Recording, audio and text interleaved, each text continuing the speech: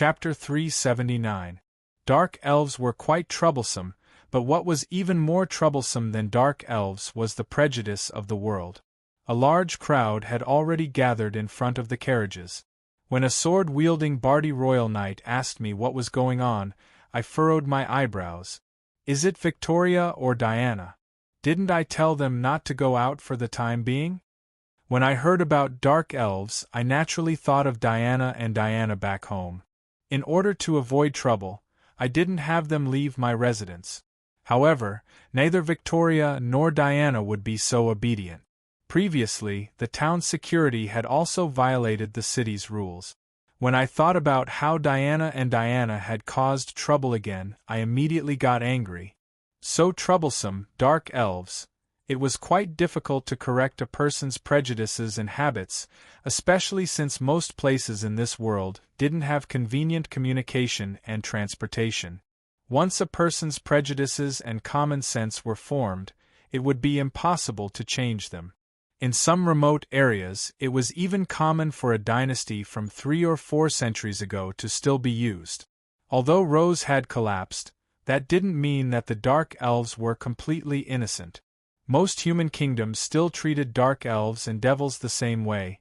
If they were captured, they would burn them to death and then collect evidence of their crimes.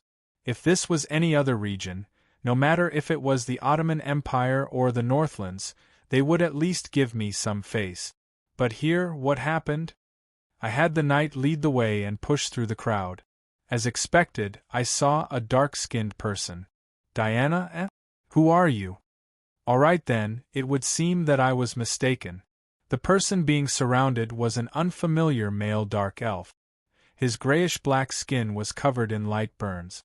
It was obvious that he hadn't undergone any moonlight ritual. He collapsed on the ground and seemed to be unable to move. I only wanted to live in seclusion in this city. I didn't do anything. However, it was obvious that his begging for mercy was treated as an excuse. The citizens holding their pitchforks were looking at him with fear and disgust. Some naughty children were even throwing stones at him from afar. Some people even tried tossing torches at him. He didn't have Rose's emblem on him, nor did he have any emblem of any good god. If it wasn't for the fact that he was hiding his faith, then he was a rare non-believer elf. I saw him concoct poison in his small wooden house. He even dares to sell poison everywhere. If he forgets to wear his evil magic mask, we will be fooled by him again. A freckled, brown-haired young man pointed at him and shouted angrily. That's just a potion for treating injuries. Didn't you use it before? You even praised the effects of this medicine before. It seemed like the dark elves had successfully taken root in this city, but it was unknown whether they had leaked it or not. Yes, but you didn't mention those evil magic potions. Although my external injuries were healed, I had diarrhea for 3 days and was extremely weak. What you gave me was an evil potion that overdrew my life. Pooh! I used to think that you were a good person. I was really blind. The burly man looked as if he could not bear to look back. I've lived in this city for 10 years and I've done nothing. If I did something… The moment he said this, the situation immediately turned for the worse. Earlier, some people had been acting as if this matter had nothing to do with them, but now that they heard that the dark elves had actually been living here for 10 years and thought about how the evil dark elves had been living here for so long, the crowd immediately boiled over. No wonder there are so many missing persons cases in this district. They've all been used as guinea pigs by this dark-skinned man. I'm saying that there have been so many burglaries recently. Perhaps he's also the one who burglarized me. Could it be that I'm still unable to give birth to a child because of this evil dark elf's poisonous witchcraft? Although this seemed quite ridiculous, from a certain standpoint, this was the reality of this generation. Even in the Middle Ages, where technology was incredibly advanced, things were similar. A certain child was rumored to have been cursed, and in the end, even the pigs in his village had deformities. This was the result of prejudice and ignorance. If that child is Beifong, then it really isn't slandering him. You don't say. I also thought of this possibility. Forget it, let's not slander him. He's so pitiful. I asked him before, and he said that he's not interested in pigs. You actually asked him before? But do you really believe what he says? He even says that he's normal. By the way, if we keep watching and chatting like this, he's going to get beaten to death. It was unknown who attacked first, but the result was a rain of pitchforks and stones. If it wasn't for the fact that this dark elf had some skills, he would have definitely died. Wait, this guy isn't even fighting back. Does he want to die that badly? The will of the strong flowed through their bloodline. Just their anger alone was enough to make ordinary people feel fear. This was a common trait of all gold-ranked martial job classes. It wasn't strange for this dark elf to be a gold-ranked warrior job class. Since he had arrived here 10 years ago, it was evident that he was no noob since he had been able to survive here for 10 years. But what was rather strange was that this dark elf didn't even fight back or try to escape. This made me wonder how he had managed to survive here on the surface. I checked to make sure that this wasn't a trap set up by a certain someone, so I decided to intervene. But, please make way, please make way. A rather handsome young man wearing extravagant clothing pushed through the crowd and entered. His red hair was neatly combed, and the knife wound on his face didn't disfigure him at all. In fact, it made him seem even more valiant. Judging from his aura, his personal power level was between the peak of silver and half gold. Considering that he wasn't even 35 years old yet, he could be considered a genius among humans. He wore extravagant golden armor that was more for decoration than for actual combat. He also had a myth-ranked weapon at his waist, and there were 2 followers behind him who were at least at the silver rank. The 27th Prince. It's His Highness Mills. Judging from the reactions of the surrounding people, the person who had volunteered to participate was actually a prince. Judging from everyone's reactions, he was quite famous. At the very least, the residents of this business district were giving him face. Of course, since I was acting as a diplomat, I had done my homework beforehand. Although Mills ranked quite low among my brothers and was rather low-key among the princes, he was actually one of the top 5 successors to the throne. In the current infighting among the princes, some princes had their hands on the royals' military, while others had policies that favored the major merchants. However, of course, the majority of princes were in cahoots with the major nobles. Mills was one of the better ones. He had accomplished many accomplishments on the battlefield in his early years, which was why Orlos personally honored him and took him in as his adopted son. Unlike his other brothers who tried their best to take the path of the upper echelons of society and reign in their power, Roland had the natural advantage of being born in the military. He often appeared in the busy streets, either judging villains like a holy knight, ranger, or acting like a hero saving a damsel in distress like a prince in a legendary story, or fighting against illegal merchants.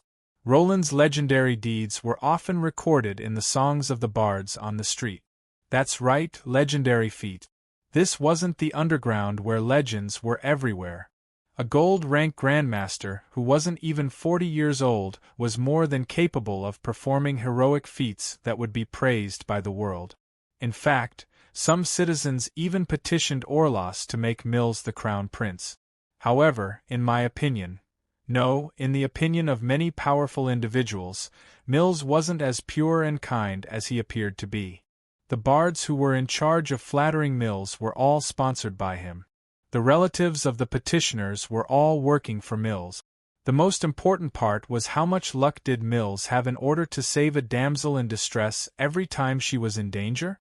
Every time a scheme was about to be carried out, he would suddenly see through everything and twist the situation. If he didn't arrange it himself, then he must have many spies all over the city, constantly waiting for something to happen in order to increase his reputation.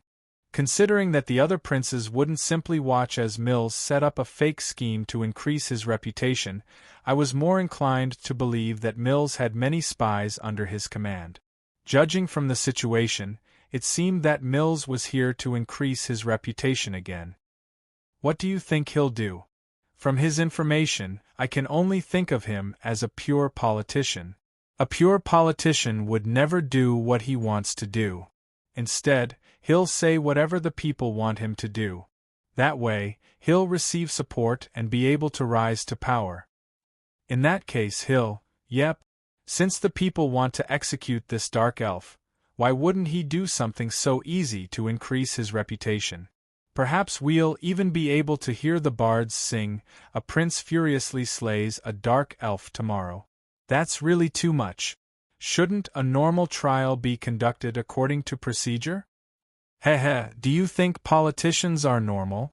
At this moment, the Bardi knight who was protecting us simply watched coldly from the sidelines. Since he was a member of the royal family, he had an indifferent expression as he watched this scene, as if it had nothing to do with him. I could almost see Orlas's attitude towards the princes from this. Sure enough, it was Prince Mills who shouted loudly with his sword in hand. "Everyone, retreat! Be careful of the dark elf's evil curse." An enchantment then flashed on his sword. It seemed that Mills really was going to furiously slay the dark elf. But the strange thing was that even at this moment, the dark elf gritted his teeth and fell to the ground, not intending to run away. At this point, this farce was getting rather boring. Compared to the "a prince furiously slays a dark elf" scenario, I preferred the "a politician prince accidentally ran into an iron wall and got viciously beaten up." But just as I was about to take action, another angry roar interrupted my actions. Why did I say another? Law incantation, judgment, sin-breaking strike. 3 cloaked individuals instantly jumped in front of Mills from a nearby rooftop. One of them roared angrily and attacked Mills with his thick sword. Another ran over to cast a divine art, seemingly intending to heal the injured dark elf. As for the last cloaked individual, he simply glared at the surrounding spectators. Just his aura alone was enough to make the prince's follower unable to move, causing the spectators to instinctively retreat. Forcefully immobilizing a silver rank? An unknown saint-ranked individual who's at least 2 ranks higher than a silver rank? This time, even the Bardi royal knights watching from the sidelines were astonished. As for me, this was such a familiar Judgment Paladins combo, such a familiar teamwork, and even the aura of a saint-ranked individual. Yawn, Diana, Victoria, all of you snuck out as expected. But now wasn't the time to cause trouble for them. From a certain standpoint, it would be more convenient for them to do this since they had hidden their identities. Not only that, they knew how to handle this situation. At the very least, that was what I believed at this moment.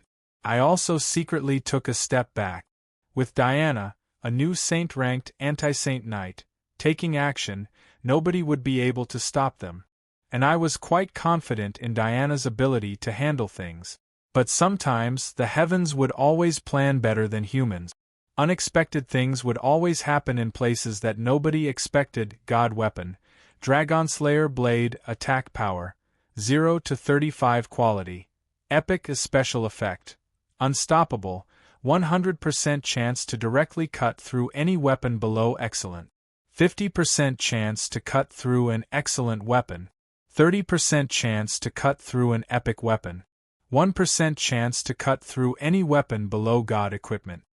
Special effect, life-stealing radiance. Yes, it's life-stealing radiance, not dazzling radiance. With this blade, you'll become a main character in the eyes of the world. Yep, a tragic main character. The wielder's luck stat will be reduced by 10. Charm stat will be increased by 10. If the wielder is a blonde male, they'll lose an additional 10. Special effect, Berserk Madness. 1% chance to enter a berserk state where you won't even recognize your family. You'll prioritize hunting down your family. There's a string of yellow words on the hilt of the blade. In ancient legends, this was once a divine weapon that symbolized status. The most revered of all, the treasured blade Dragonslayer. But now, there's a new interpretation of the term. Blade Dragonslayer. Click and you'll get it for free. Doubtlessly, this was an excellent blade. But due to its disgusting negative effects that would turn the wielder into a lunatic, only Jan, who was naturally resistant to berserk, was able to use it. She had always treated this blade as her own treasure. Anyone who encountered this blade for the first time and didn't know its special effects would be at a disadvantage. The current captain of the town's security team would be able to challenge someone of a higher power level than him with this blade. Perhaps it was because Mills had done too many bad things, but his luck was truly terrible. His longsword, and Xiu's gift, had already surpassed the power limit of myth rank. This meant that Jan only had a 1% to 3% chance of cutting through this blade. Yet, it just had to activate at this moment. Clang. The sword and the blade clashed. The first slash activated the Berserk Madness effect, which caused Mills' myth-ranked weapon to directly break in half. The thick blade continued slicing towards Mills' face. Jan hurriedly stopped when she saw this. After all, she was only here to save Mills. She didn't want to kill the prince. However, as an excellent judgment knight, she used the golden combination of law incantation, judgment and crime slashing before she attacked. The former would judge the victim's actions within the last 2 hours. If the victim committed a crime, a red light representing the crime would appear on their body. The greater the crime, the redder the light would be. Meanwhile, the latter would attach the power of law to the blade of the sword and attack the sinner. The greater the crime, the greater the damage. I didn't know what Mills had done in the last 2 hours, but the reddish-purple color on his body proved that he had definitely just committed a heinous crime. Yet, the Judgment Knight just happened to use a crime slashing at such a time. If crime slashing struck someone who was innocent, it would only be a slight push. In fact, the blade would even automatically become blunt. However, if the target was a vicious criminal, it would be an unstoppable killing move. At this moment, Jan was unable to stop even if she wanted to. The law was merciless. Since the Judgment Knight who used crime slashing was the representative of the law, and since law incantation, judgment had already marked out the most heinous criminal, how could Jan possibly stop her crime slashing due to her personal will? And so, Jan's silver sword transformed into a crescent moon that sliced towards Mills' face. If this slash landed, it would definitely cut him in half. Meanwhile, Mills' true bodyguards had already started moving. The royal knight wouldn't just watch as the prince was killed right in front of them. Mills had also activated his own life-saving magical item.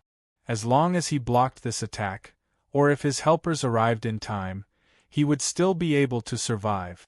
However, it just so happened that Diana had used her newly obtained ability in order to make the prince's bodyguards stop. Aura ability, Anti-Holy Barrier. Summon a barrier created from willpower. This barrier will dispel the magic and divine power effects within it. The barrier's effectiveness will be determined by the difference in power level between the user and the target. Duration, medium. This barrier stood between Mills' helpers and Mills. At this moment, Mills' helpers were one step too slow in transforming into ordinary humans. Mills' protective item lit up for a moment before extinguishing. The silver power of law on his Dragonslayer sword, which was already outside the barrier, dimmed slightly, but he still continued to slash down. Crack. The sword landed on the ground and was sliced in half. Blood gushed out and dyed the ground red. Alright then, even though I said so much, only one thing actually happened in the eyes of the ordinary citizens. A cloaked assassin suddenly jumped out and slashed down with his sword, slicing the esteemed Prince Mills into 2 pieces of meat.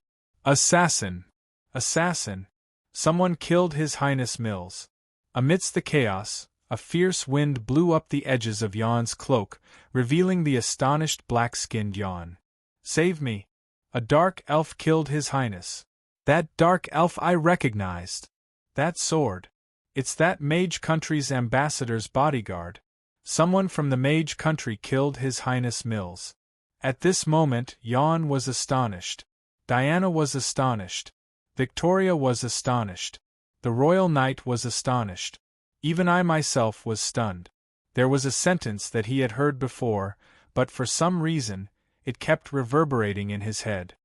When the Austro-Hungarian Empire's crown prince, Archduke Ferdinand, and his wife were assassinated, nobody expected that this would be a purely unexpected incident.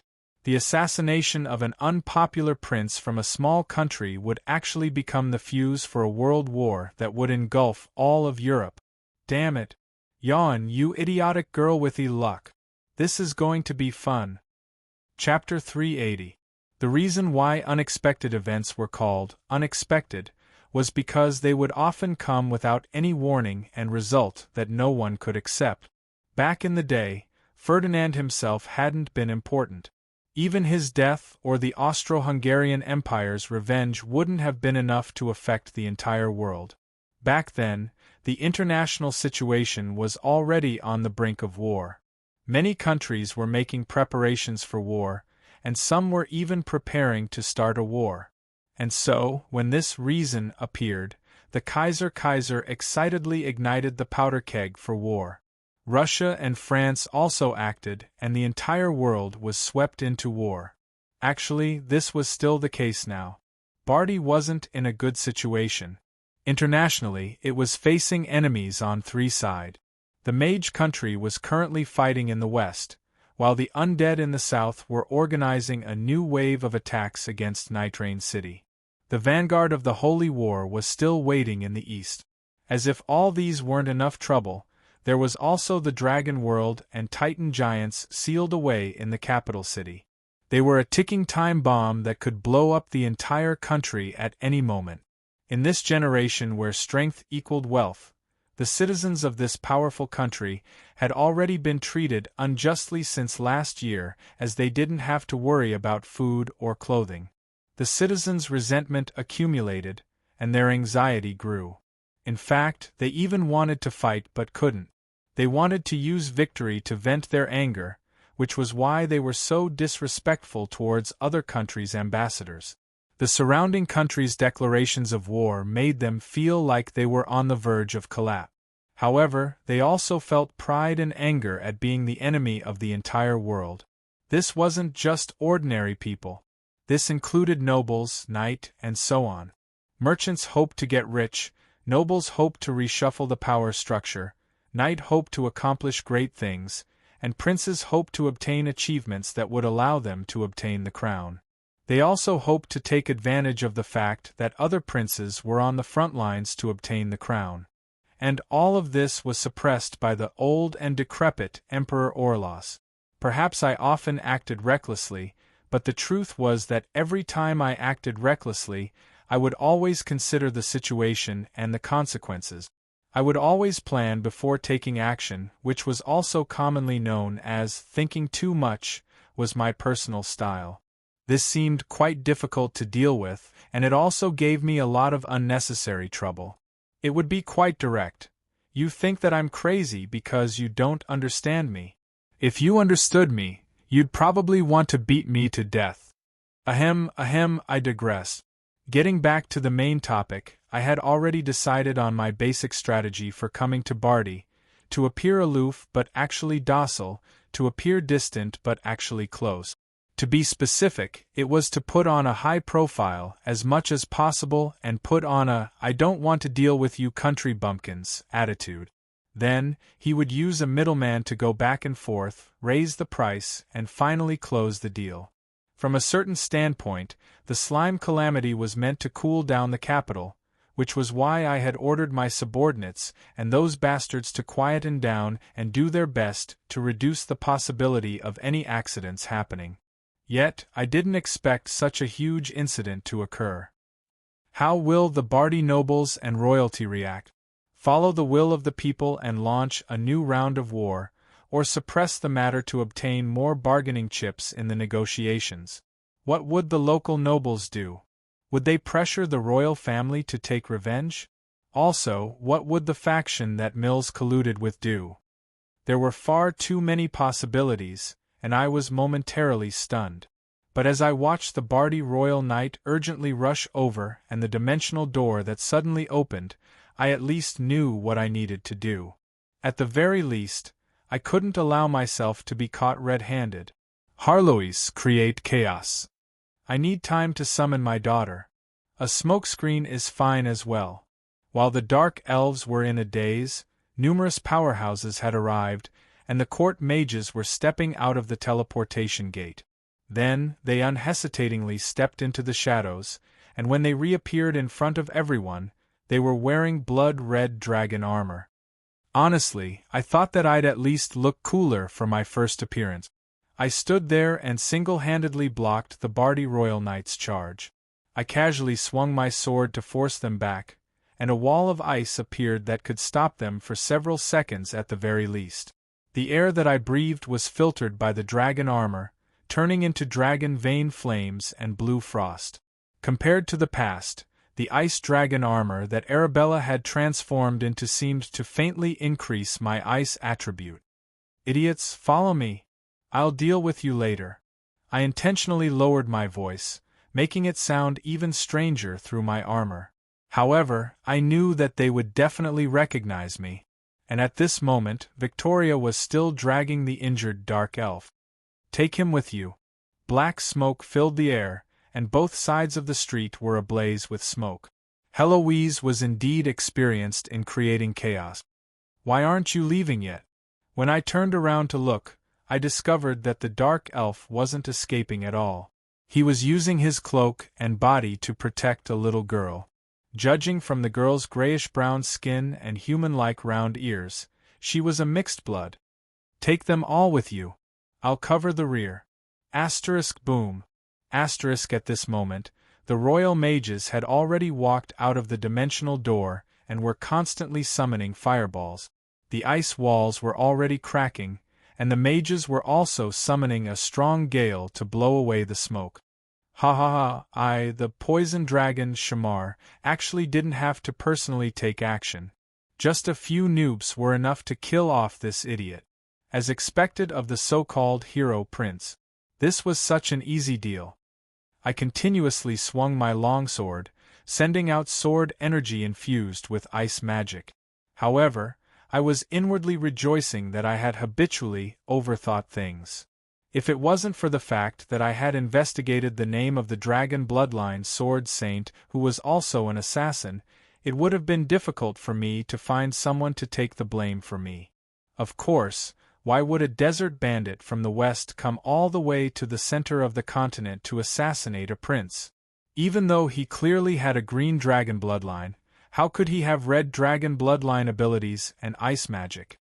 This would be quite difficult to explain, but there was actually no need to explain. What I needed was a cover. Even if that cover could be seen through by everyone and no one would believe it, only with this cover on the surface would we have room for further negotiations. If the assassin was caught on the spot, it was likely that there would be no way to negotiate, and the relationship between the two countries would be greatly affected. But obviously, I couldn't count on the furious Bardi citizens to think things through. Right now, they only wanted to take revenge and catch the assassin. Large amounts of smoke obscured my vision. The sword saint of the Royal Knight group was also using sword energy to counterattack me, but he didn't even attempt to block it.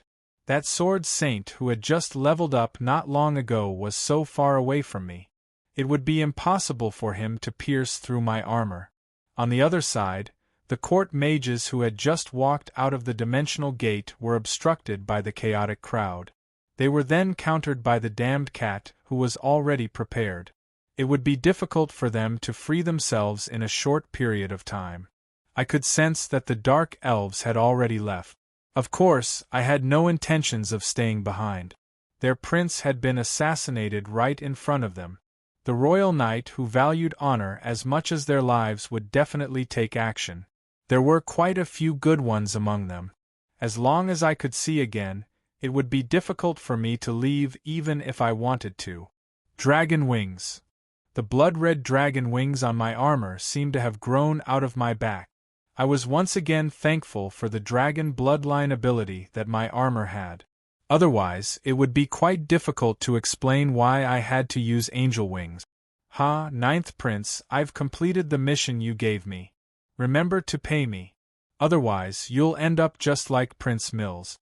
I casually tossed the blame onto Shamar again, and then declared this incident to be a prince's murder. I then leapt up from the ground, and the mages summoned a thunderstorm that passed under me. Weren't you all quite capable? Why aren't you saying anything now?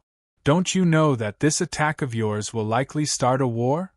My angry roar echoed in the cabin.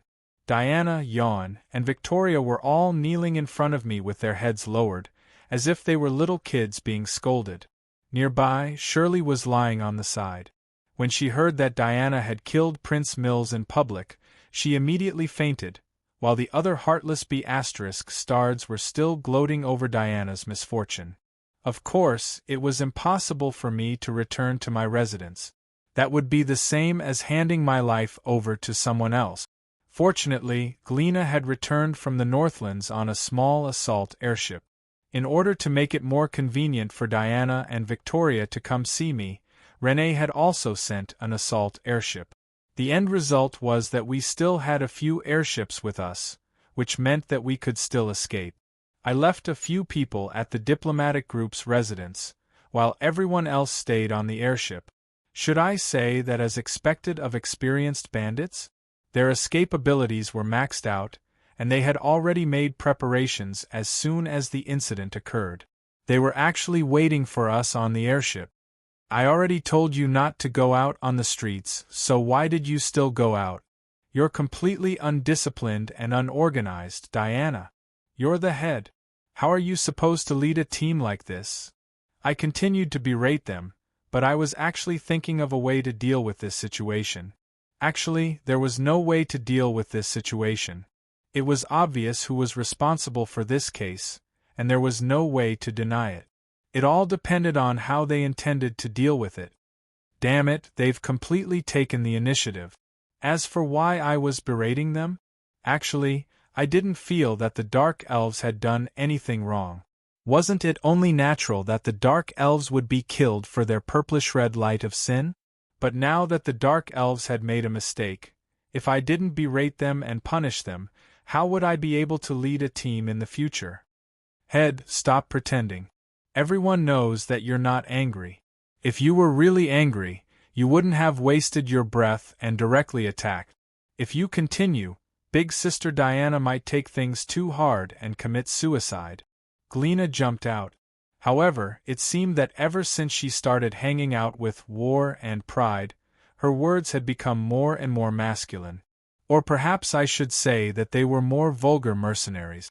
But from another perspective, she had become much livelier after removing the threat of the demon's power and freeing herself from the seal that bound her body and mind. No, committing suicide after making a mistake is an irresponsible action. I shall bear all the consequences with my own body. Milord, please hand us over to Barty. Diana raised her head and looked at me with an expression of calmness from the impending sacrifice. It would seem that although her resolution had improved, her intelligence hadn't improved. I suddenly didn't want to say anything else as I looked at this brave dark elf who had an expression of, "I'll take responsibility for my mistakes alone and don't drag others down with me," as well as my granddaughter, who was smiling cheekily as she tugged on my sleeve. Forget it, I'll stop talking. I'll go to the city and see what's going on when the sun rises. Just as I made up my mind to go to the city tomorrow, someone came looking for me. Is Roland here? Cher, why are you lying down? Mom? Chapter 381. From a certain standpoint, Cher didn't tell me the truth either. At the very least, she didn't tell me everything. For instance, she said that her mother was a three-headed dragon, but she didn't tell me that she had 7 other mothers. If you were in my shoes, would you tell anyone that you had 10 mothers? Or 10? All right then, her words were so logical that I was rendered speechless. When Cher and Evelyn were both in the same small cabin, and both mother and daughter seemed to be about the same age, even I couldn't help but sigh at how unpredictable the world was and how wondrous it was. However, Evelyn's arrival saved me a lot of trouble. I basically knew her identity now. She was currently one of the dragon's elders, but she lived in an underground cave near the capital city. Obviously, the Bardi officials had tacitly agreed to this. She was most likely the bridge between the two. Judging from her smiling face and bronze-colored skin, this copper dragon's incarnation was most likely responsible for diplomacy. In that case, perhaps I could learn more about the Bardi royalty's plans from her. After all, copper dragons were the most talkative out of all the dragons, so it would be perfect for her to act as a diplomat. Nice to meet you all. I'm Roland's ex-girlfriend, Evelyn, as well as Cher's mother. Cher, be good and call me Dad. The prerequisite was that copper dragons had to change their bad habits of joking around and pranking others. Alright then, my mind was in a mess. I really didn't know how to explain this. Everyone looked at me in astonishment. From another perspective, it was difficult to refute her words. Evelyn was indeed my ex-girlfriend, and Cher was my creation as well as my daughter. But why did it feel like I was the scumbag who had abandoned her after using her? And so Cher, who had just woken up, fainted yet again when she discovered that I had tacitly agreed. Don't look at me like that. I'm really not scumbag. I'm still a virgin. The hell with being a virgin. Do whatever you want. Evelyn, it's all because of you. After the chaos subsided, our family was now complete. We had a father, a mother, an elder, and a younger one. We're not a family at all. Alright then, let's temporarily forget about the past. Although my subordinates and granddaughters were looking at me more and more strangely, I had to take care of business first. There might be a war soon.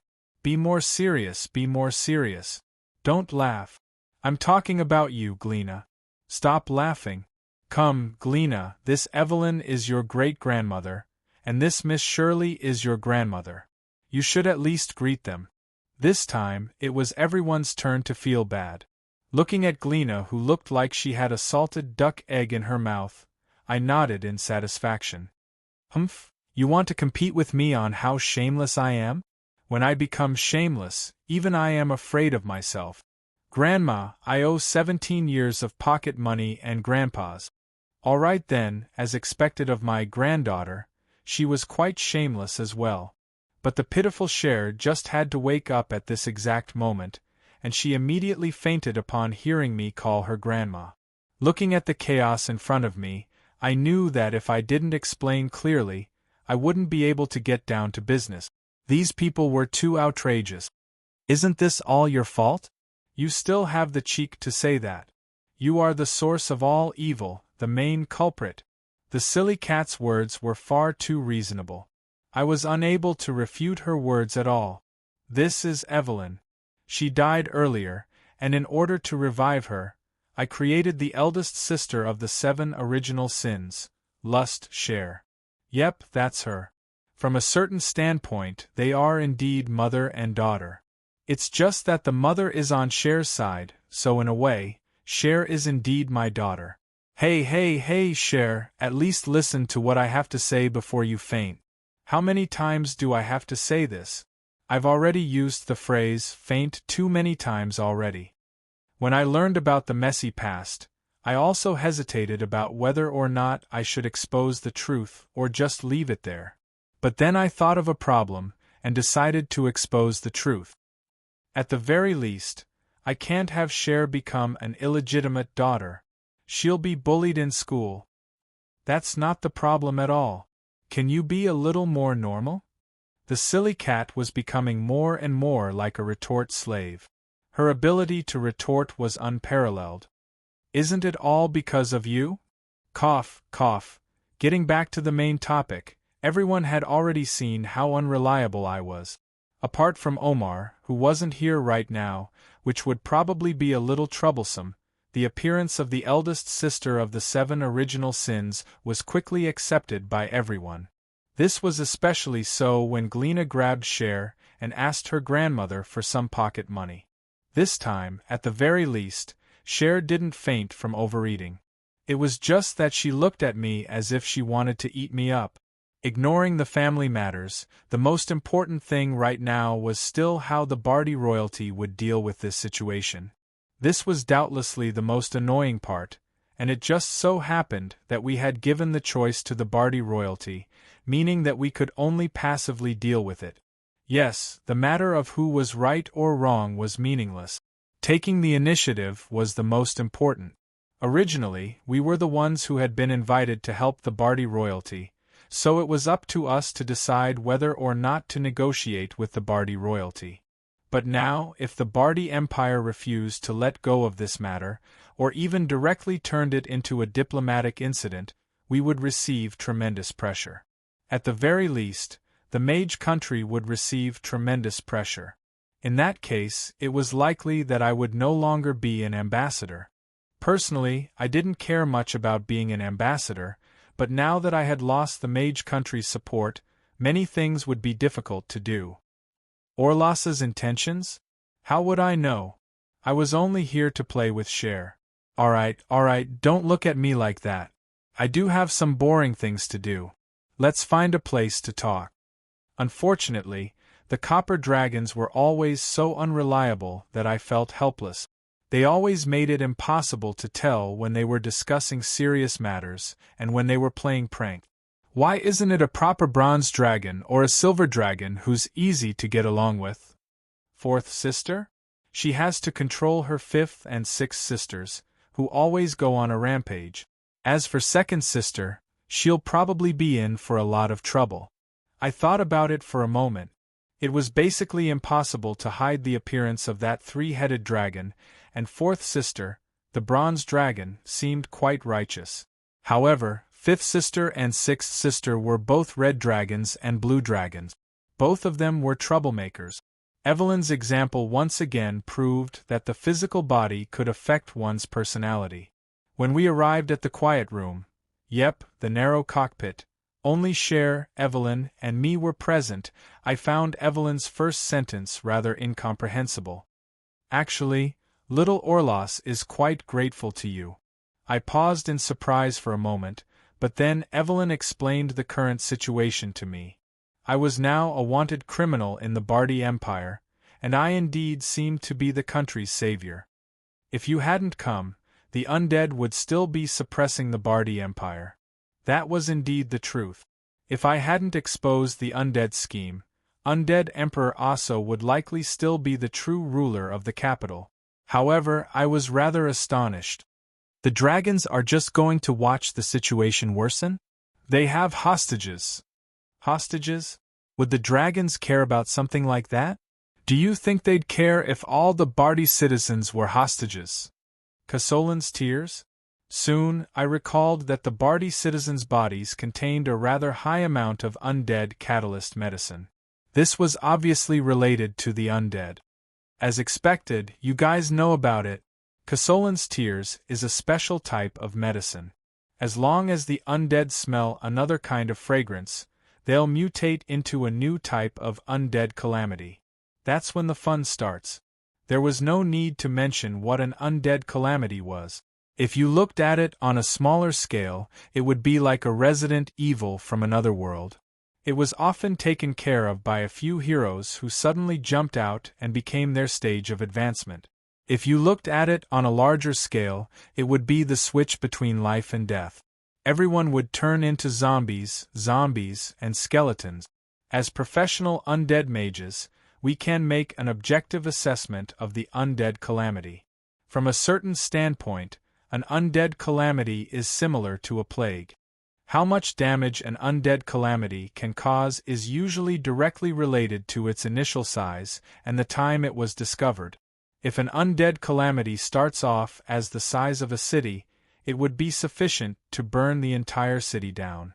If the undead calamity was a major city with a population of several 100,000, the death toll would be in the millions. And if the undead calamity was a mega-empire with a population of several 100 million, in the end the entire world would probably be buried along with it. This wasn't simply a qualitative change caused by a large number of undead. This was a despair caused by pure probability.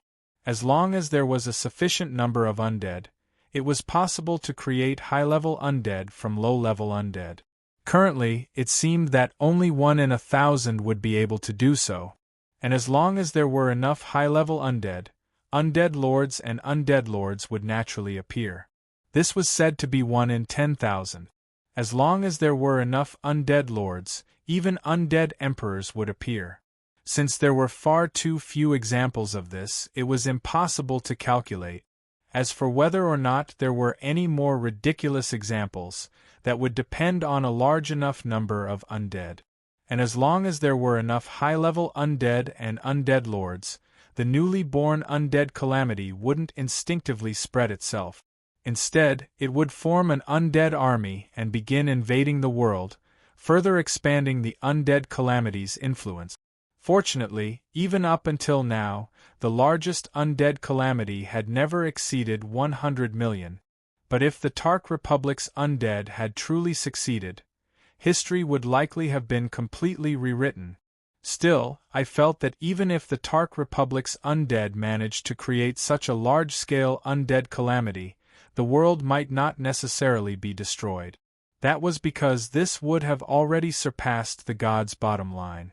The Tark Republic would first have to deal with the true gods who had descended to the mortal world.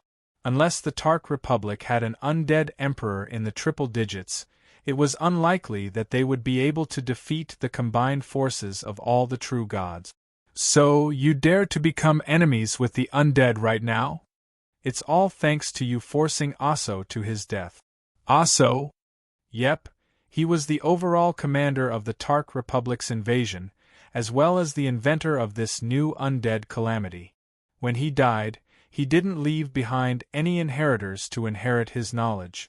Since the key to opening the door of calamity was lost, Barty naturally had the confidence to say no to the undead. I paused for a moment and then hesitated. Finally, I said it out loud. If I tell you that I have the knowledge left behind by Aso, including the method to create that poisonous gas, what will Barty do?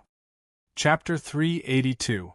This small cockpit seemed to be discussing important matters of the country. However, the people talking didn't seem to be paying much attention. Barty, Orlos wants us to hand over the culprit and deal with it as a personal grudge. Of course, the mage country also needs to sign some compensation agreement. At the very least, we need to apologize on the surface. Yep, I know you won't agree.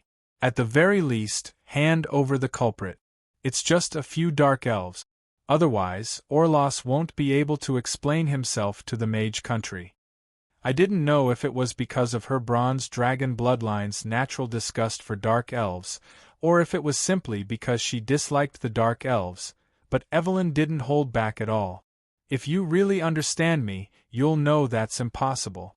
I'm someone who can be persuaded by reason, not cowed by force. Fine, I can't be persuaded by either force or persuasion. You can call me protective or unreasonable, but I have no intention of handing over the culprit. I didn't believe that they had done anything wrong at all.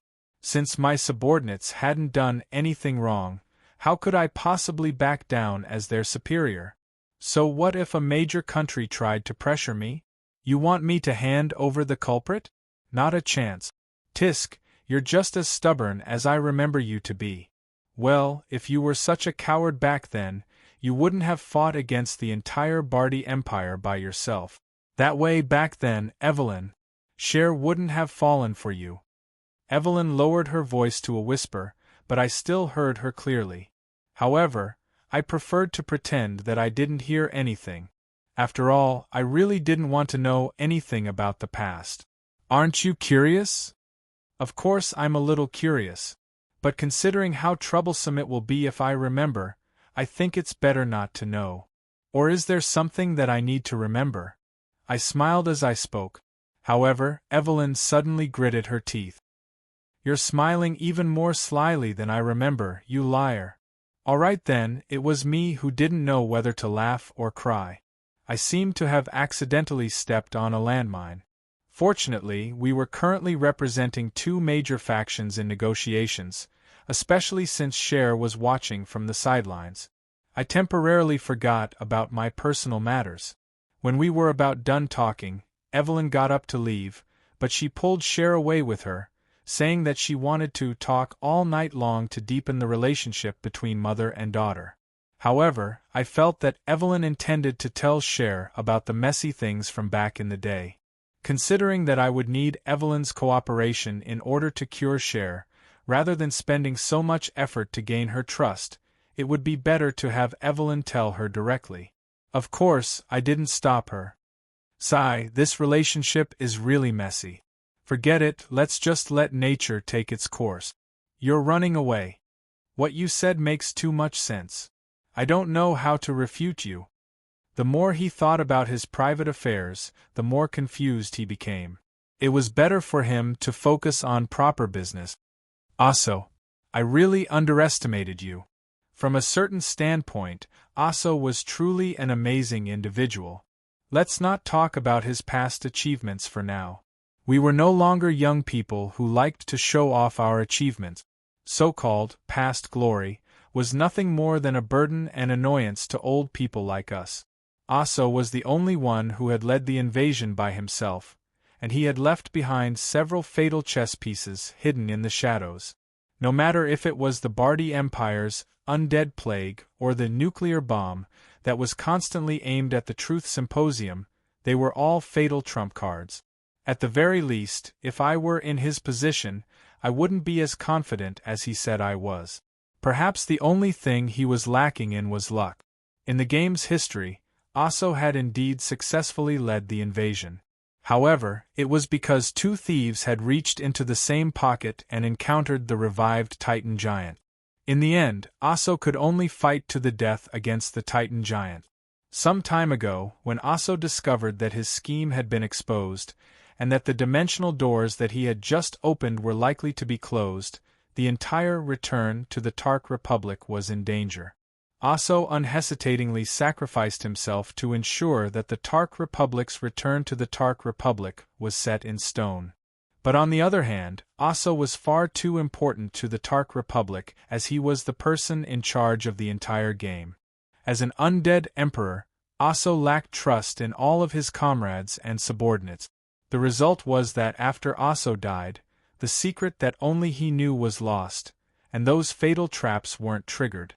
However, Aso was obviously unwilling to die just like that and bring everything to his grave. He had spent over 100 years working on this scheme before it even began.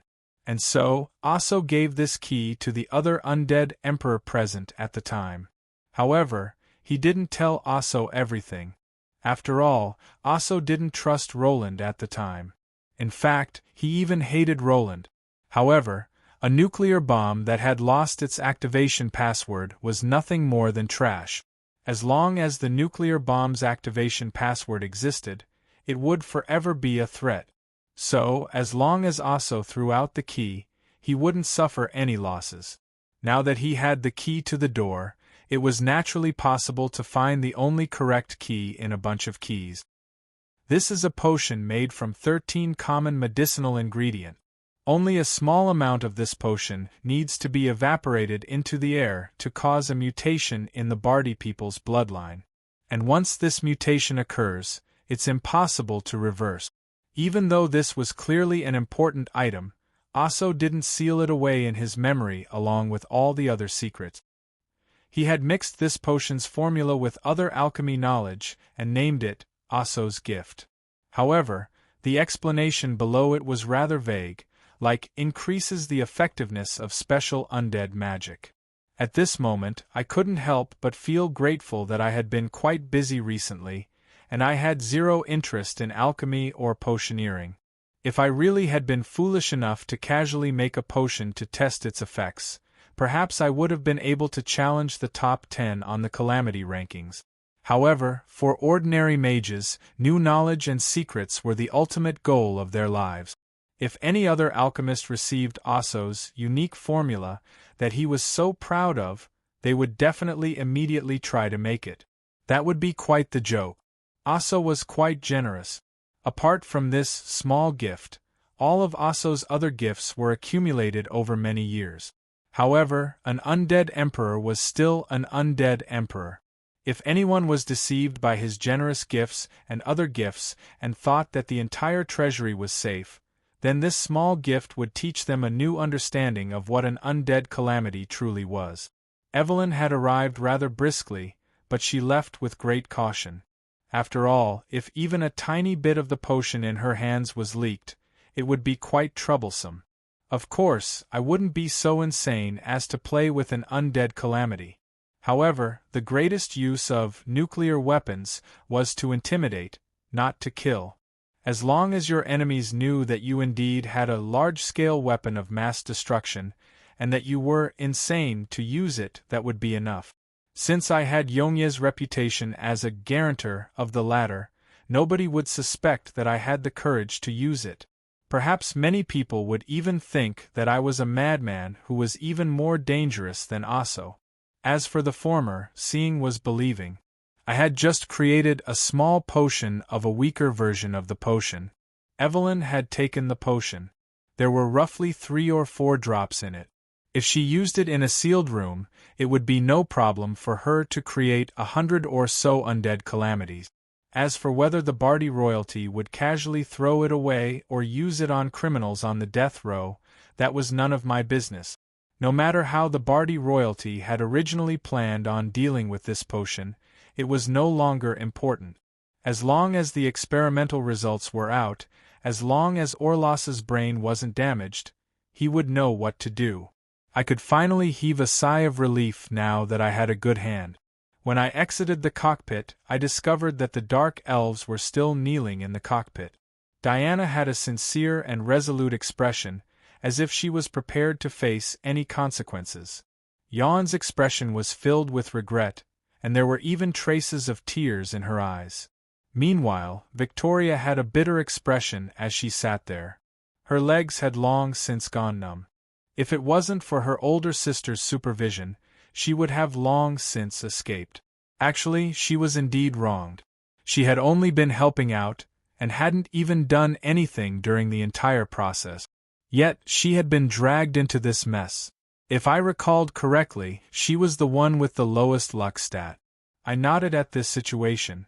At the very least, some of them were quite sincere in admitting their mistake. This lesson should be effective. Get up. I've already taken care of the situation. There shouldn't be any problems. From a certain standpoint, this is also my fault. In the future, the Judgment Knight's work manual will need to be revised as well. At the very least, it's forbidden to immediately use a crime detection strike in a non-law enforcement zone. Diana and Yon didn't get up. They simply sat there quietly. However, it was Victoria who managed to crawl away for her life. Yep, her legs were now completely numb. No, this isn't Milord's fault. I was too rash. Yon was quite vexed as she emotionally blamed herself. I shook my head and didn't say anything else. It would be good for her to regret a little more. At the very least, this tomboy would be more careful and think things through in the future.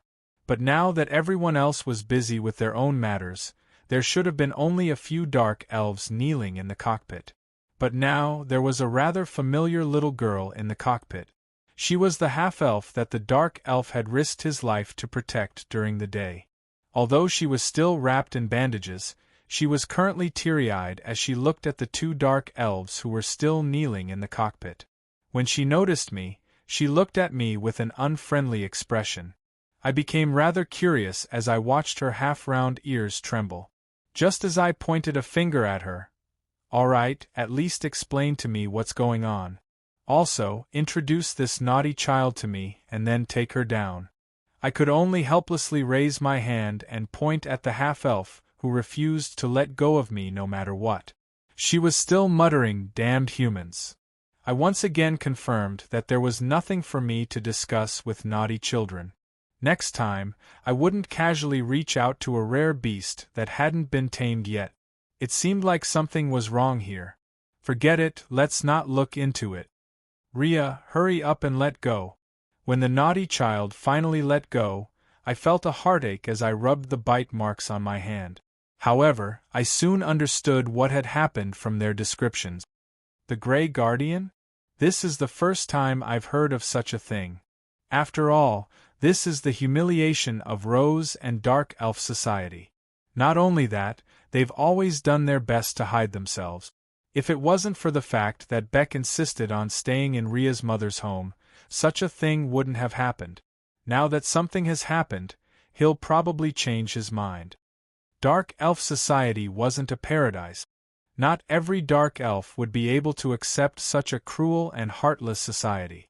There would always be many defectors every year. Apart from the Grey Elves who were protected by the Moonlight Goddess, the Grey Guardian was also an organization created by a portion of the defectors. Unlike the Grey Elves who swore to fight against Rose to the end, these defectors only wanted to find a place to live out their days. However, since they hadn't undergone the Moonlight Ritual, their physical bodies were no different from ordinary Dark Elves. It would be difficult for them to survive on the surface. On a different level, they had the typical Dark Elf mentality and didn't trust their gray-skinned comrades. They felt that even if the gray-skinned comrades didn't have any shady schemes, they would still view themselves as cannon fodder in battle.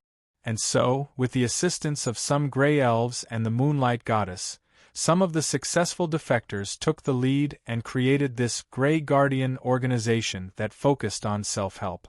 The members of the Grey Guardian organization would usually live in a remote village and become mud-covered farmers. However, they would also receive help from the Moonlight Goddess's church. As for Beck, he was the injured Dark Elf.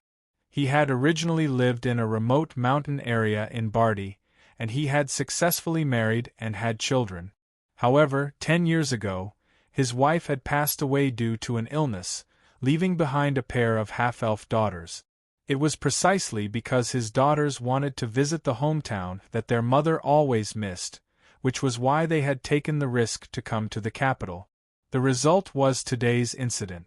If it wasn't for the fact that Beck had sent out a distress signal in time and Diana, who was originally a member of the Moonlight Goddess's church, had received the message, it was likely that Beck and his daughters would have already been burned at the stake.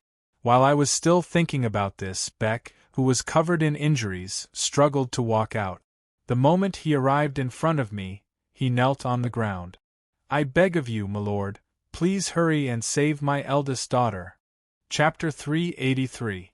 When Dark Elf Beck asked me for help, I was quite calm. After all, it seemed that we were the only ones who could help him right now. In fact, I was even a little excited. I've finally met a proper storyline. I, Roland, actually have a day where I can save a damsel in distress and defeat a slave trader. Could it be that the world is finally going to change? I'm finally going to walk on my path of greatness? If my guess was correct, and this family's eldest daughter had been kidnapped by a certain elf slave trader, then from a certain standpoint, this would be a very cliché fantasy storyline. Later on, I would just have to fight the slave trader and the mastermind behind the scenes. Perhaps I would even be able to obtain a few servants who were completely loyal to me. This storyline would be quite boring, but it would also be a rather proper development. No, this obviously isn't the right storyline. We should think more about it. If she was deeply in love with a certain man and decided to abandon her family and species in order to pursue her own love, then this would probably be a Korean or Japanese drama. And if she caught the eye of a certain domineering prince or CEO, then this would probably be a female-oriented storyline. If there was a sequel about a royal power struggle, then it would probably be one of the most popular harem dramas in the past 2 years. But it seemed that the storyline was even more wrong. My eldest daughter's name is Yolanda, and she's already 67 years old. All right then, a 67-year-old eldest daughter? It seemed that it was a bit too much for her to have a harem fight at such an age. Could it be that she got too high from dancing in the plaza and was arrested by the town security? Actually, I heard that there were also harem fights and grudges, as well as love killings and love triangles. Cough, cough, I should listen to the story more seriously. Reality would always be more bizarre than stories. This was because there was no need for logic in reality. There were so many weirdos in the world, and using a normal person's logic to guess the actions of weirdos was basically asking for trouble. Even without meeting her, I was certain that this half-elf named Yolanda was definitely a weirdo. You're saying that she's a half-elf with a market value of over 10,000 gold coins, and she ran off to join a certain prince in pursuit of wealth? Doesn't she know that her dark elf bloodline will cause suspicion? Perhaps she'll directly be sold to a slave trader. Slave trading in this country isn't illegal, and dark elf slaves are forever top-selling goods with an average price of over 60,000 gold coins. There's no market for them. The moment I said this, all the dark elves present looked at me in astonishment. The half-elf girl even took a step back and looked at me with a dangerous expression. All right then, it would seem that I accidentally exposed something. Fine, I admit that I was indeed tempted to buy a dark elf to corrupt myself. It wasn't that I had any special expectations, but rather that my maids weren't by my side right now, which made me feel rather empty. It was quite displeasing to have to do everything by myself. Not only that, I didn't have any servants to help me, but I also didn't have any. I didn't need to be so much. I didn't need to feel so empty, so that I had to do everything by myself. What's wrong with heroes and legends? Heroes don't have to wash the dishes after eating, and legends don't have to sharpen their knives and mend their clothes. I really miss the corrupt life in the past. At least I don't have to worry every day about whether to eat black bread dipped in milk or to drink milk with pieces of black bread. I couldn't help it. How could I possibly have a sumptuous meal prepared whenever I was outside? Bread and milk were the staple foods of the entire world, yet I didn't like either of them, which made me feel even worse. Yep, I admit that I wasn't a staunch revolutionary. I had already been corrupted by the sugar-coated bullets of feudal society. Who said that I had a maid complex? I had a maid complex. So what? I was a feudal landlord, and I was proud to have a maid complex. At the very least, I would pay her wages. As for why I was considering elves, wasn't it because humans were too weak and had too short a lifespan? An elf could be used for several hundred years. That wasn't the only use, so don't get the wrong idea.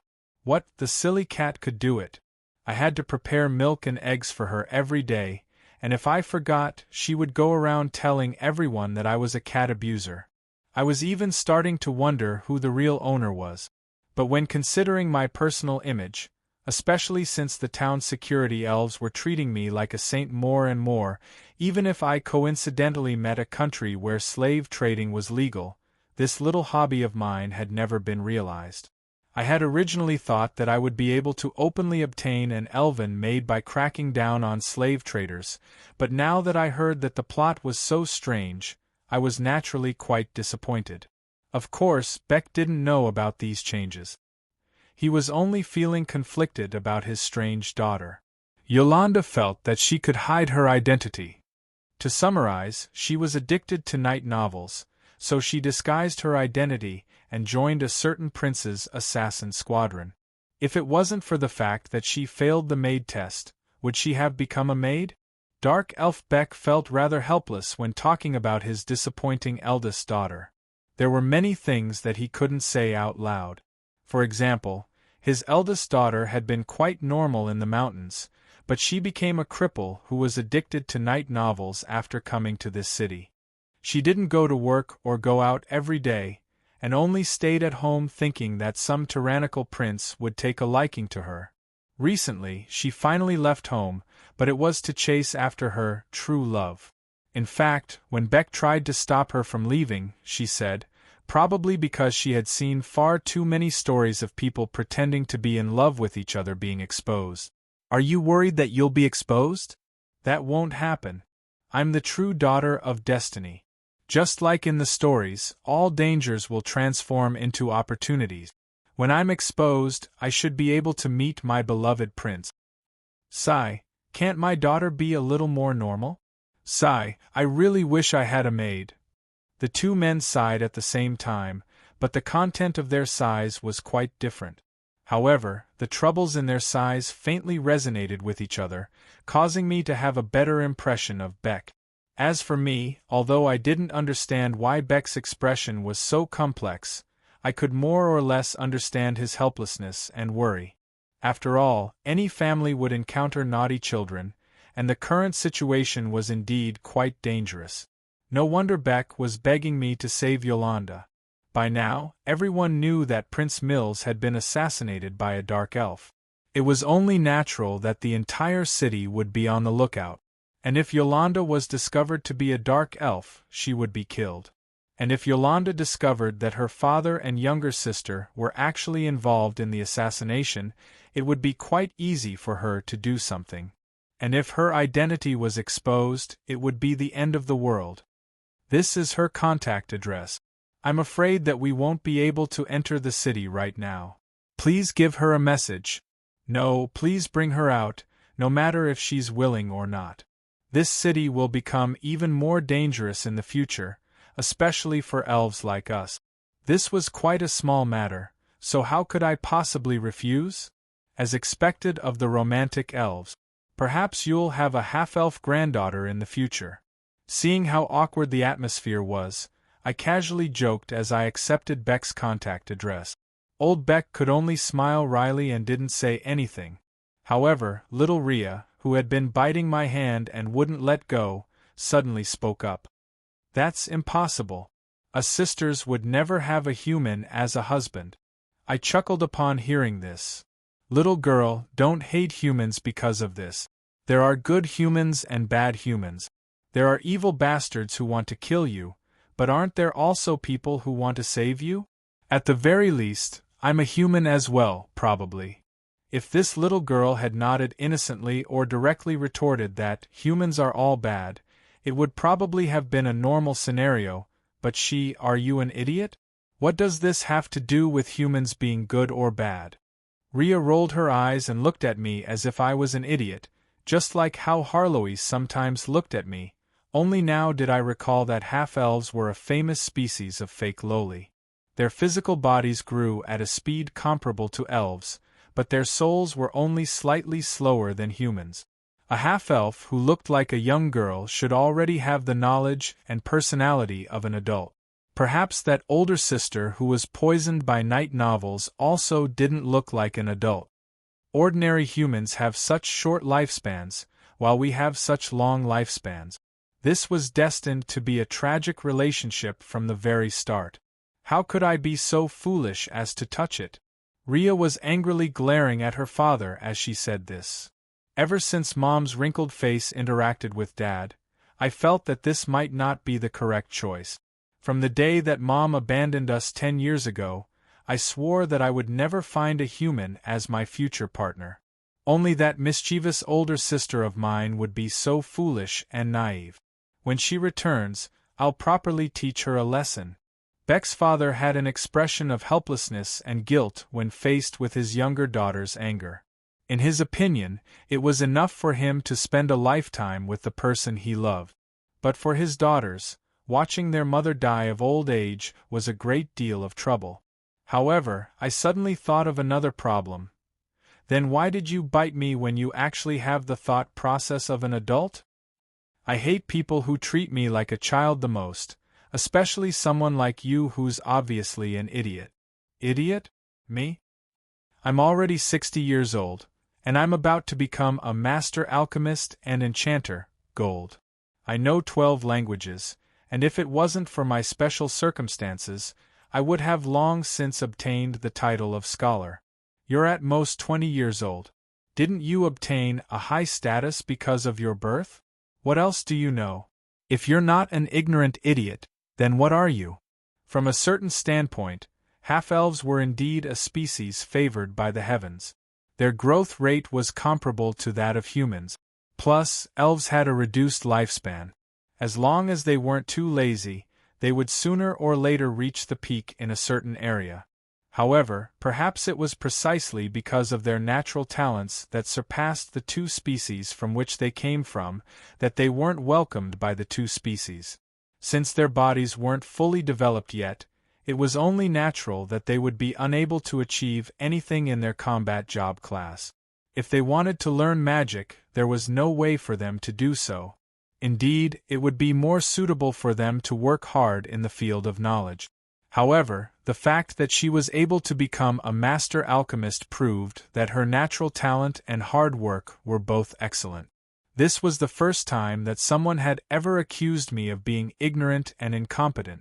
I was immediately angered and amused, but then I thought of some other trivial matters. If this Rhea really had the intelligence of an adult, why would she be so foolish as to offend me in my territory? She was only trying to show off her own value and make us pay more attention to her.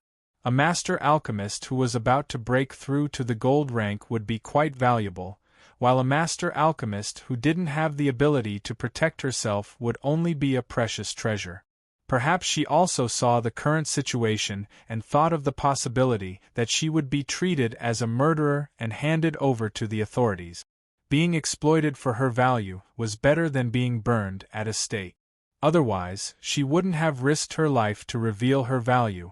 Considering things this way, her intelligence and actions far surpassed her immature outer appearance. Harloise seems to be the same type of person as you. She seems pure but is actually a black-bellied fake loli. Why can't I meet someone who's a little more foolish, cute, and normal? TSK, she's far inferior to me. However, she's indeed a good seedling. I intend to do a few small tests. If it's possible, perhaps you'll have a junior sister. Forget it, I have plenty of juniors and juniors. Only a few of them are still alive. If you're acting like a teacher again, you can play with little girls by yourself. I tossed the silly cat, who was rolling and screaming in midair, to Rhea and said, "Little girl, don't overthink things. The Bardi Empire doesn't have the ability to make me hand over anyone. By the way, I'm already more than 300 gold coins, while the silly cat in your hands is at least 10,000 gold coins." I didn't even look at the astonished Rhea as I went about my own business. Since I had already reached a preliminary agreement with the Bardi royalty, there was naturally no need to hide in a cramped assault airship. While I had them make some adjustments, it was also time for me to check on the situation of the people who had stayed behind in the Bardi Empire's residence. The people who stayed behind in the Bardi Empire's residence were all true diplomats from the Mage country. Envoys wouldn't be killed in a battle between two countries, so they stayed behind to test Bardi's attitude. The moment that I left the residence, someone chased after me. "Grim. Gleena? I want to go out for a walk as well." I met with such a situation as soon as I arrived. I haven't even had the chance to tour around the Bardi Empire yet. Compared to the past, even though I still wore an eye patch for my evil eyes, my complexion was much better. Even though I still looked young, the way I dressed made me look more feminine and cute. This wasn't just the effect of my blood transfusion to suppress my magic veins, it was also the tacit understanding between Carwins and me. Two descendants, one on each side. Whoever's disciple is more accomplished will be the strongest. That was probably what Cavendish was thinking. Ignoring whether or not my Chinibu way of thinking was correct, at the very least, Gleena was able to sleep peacefully every night without her bloodline calling out to her. At the very least, her personality had matured quite a bit.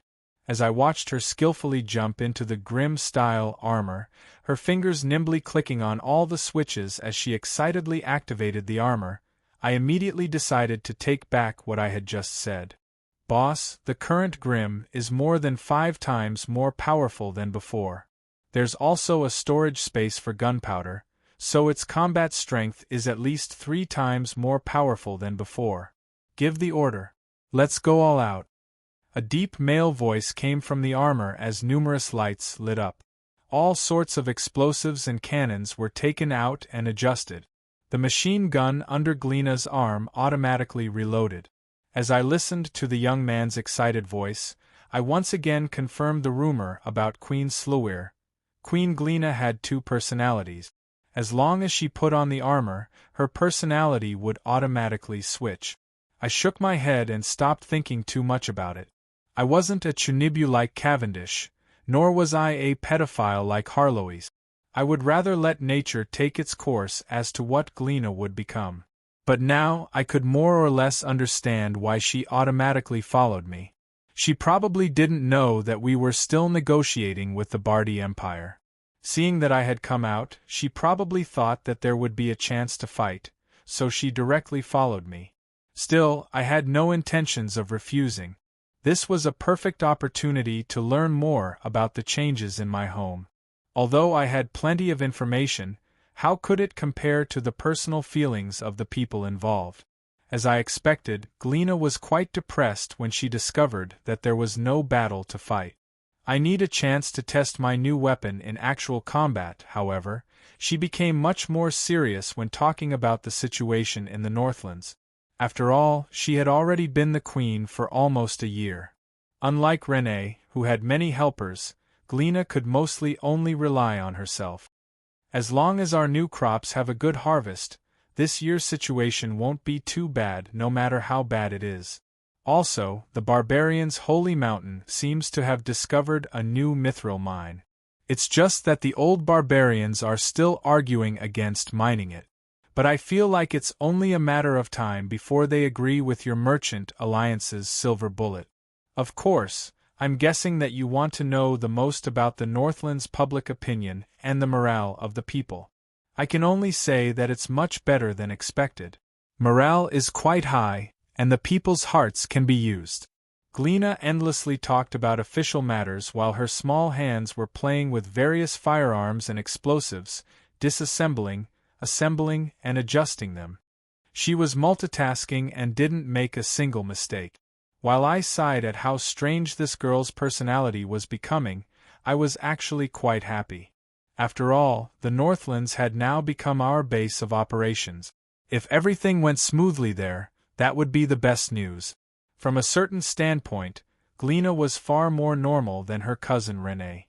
At the very least, compared to Princess Renee, who was becoming more and more known as the active seal, Queen Gleena's reputation for being an expert in government affairs and wise was becoming more and more widespread. As a genius engineer, Gleena had an incredibly deep understanding of magical engineering to begin with. In fact, she was already using magical engineering products to change the lives of the Slowir Kingdom's citizens. Not to mention, she was also quite talented in military and political affairs. Perhaps Cavendish's way of thinking was correct. Compared to Renee, who was becoming more and more brute force, Gleena was the most suitable successor for me, who had a lot of knowledge in miscellaneous fields. Of course, this wasn't because I was intending to retire from the front lines at such a young age. It was because it was necessary to have a backup plan. Nobody could guarantee that I wouldn't suddenly be killed by a true god on the streets, or meet with an assassin. I suddenly feel like I'm a jinx. Heh, I think we're quite lucky. It's about time to show them our new equipment. We were only one street away from our temporary base. However, there were suddenly very few people on the street. The intentionally concealed breathing and shadows in the darkness revealed the identity of the newcomers, assassins. Hey, Gleena, remember to leave 2 people alive for interrogation. Chapter 384. 2 Under the Tree. I casually told them their locations. Following the explosion of flames, I discovered that Grimm's mecha's machine gun was in the shape of a gun. Fine then, if I used caliber and power to define the difference between a gun and a cannon, then this was a machine gun. The golden-coated machine gun spun furiously, and the muzzle spat out bright red flames. Every shot naturally exploded, followed by endless explosions and screams of pain. When the machine gun's barrel overheated and was forced to stop, the mecha instantly released a large amount of steam. All that was left of the towering tree was a tree stump and splintered wood. As for the unlucky bastard hiding inside, he had probably turned into a hornet's nest. If I looked carefully, I might be able to piece him back together. 2 Under the ground. This time, I casually stomped on the ground, and the entire brick floor would be as hard as an Arctic glacier. No matter how they entered, I could only hope that they would be able to find a way out before they suffocated. Noticing that we had discovered the assassins, there was a sharp shout, and countless black-clothed individuals jumped out from rooftops, corners, trash cans, sewers, and all sorts of other unusual places. Just as I was about to draw my sword, I saw Grimm's mecha's entire body flash with light, and all of its joints were smoking, so I rationally took a step back. Fire all bullets! The next instant, small holes opened up on the mecha's knees, chest, and shoulders. Fire-colored bullets shot out, creating beautiful fireworks and fatal explosions.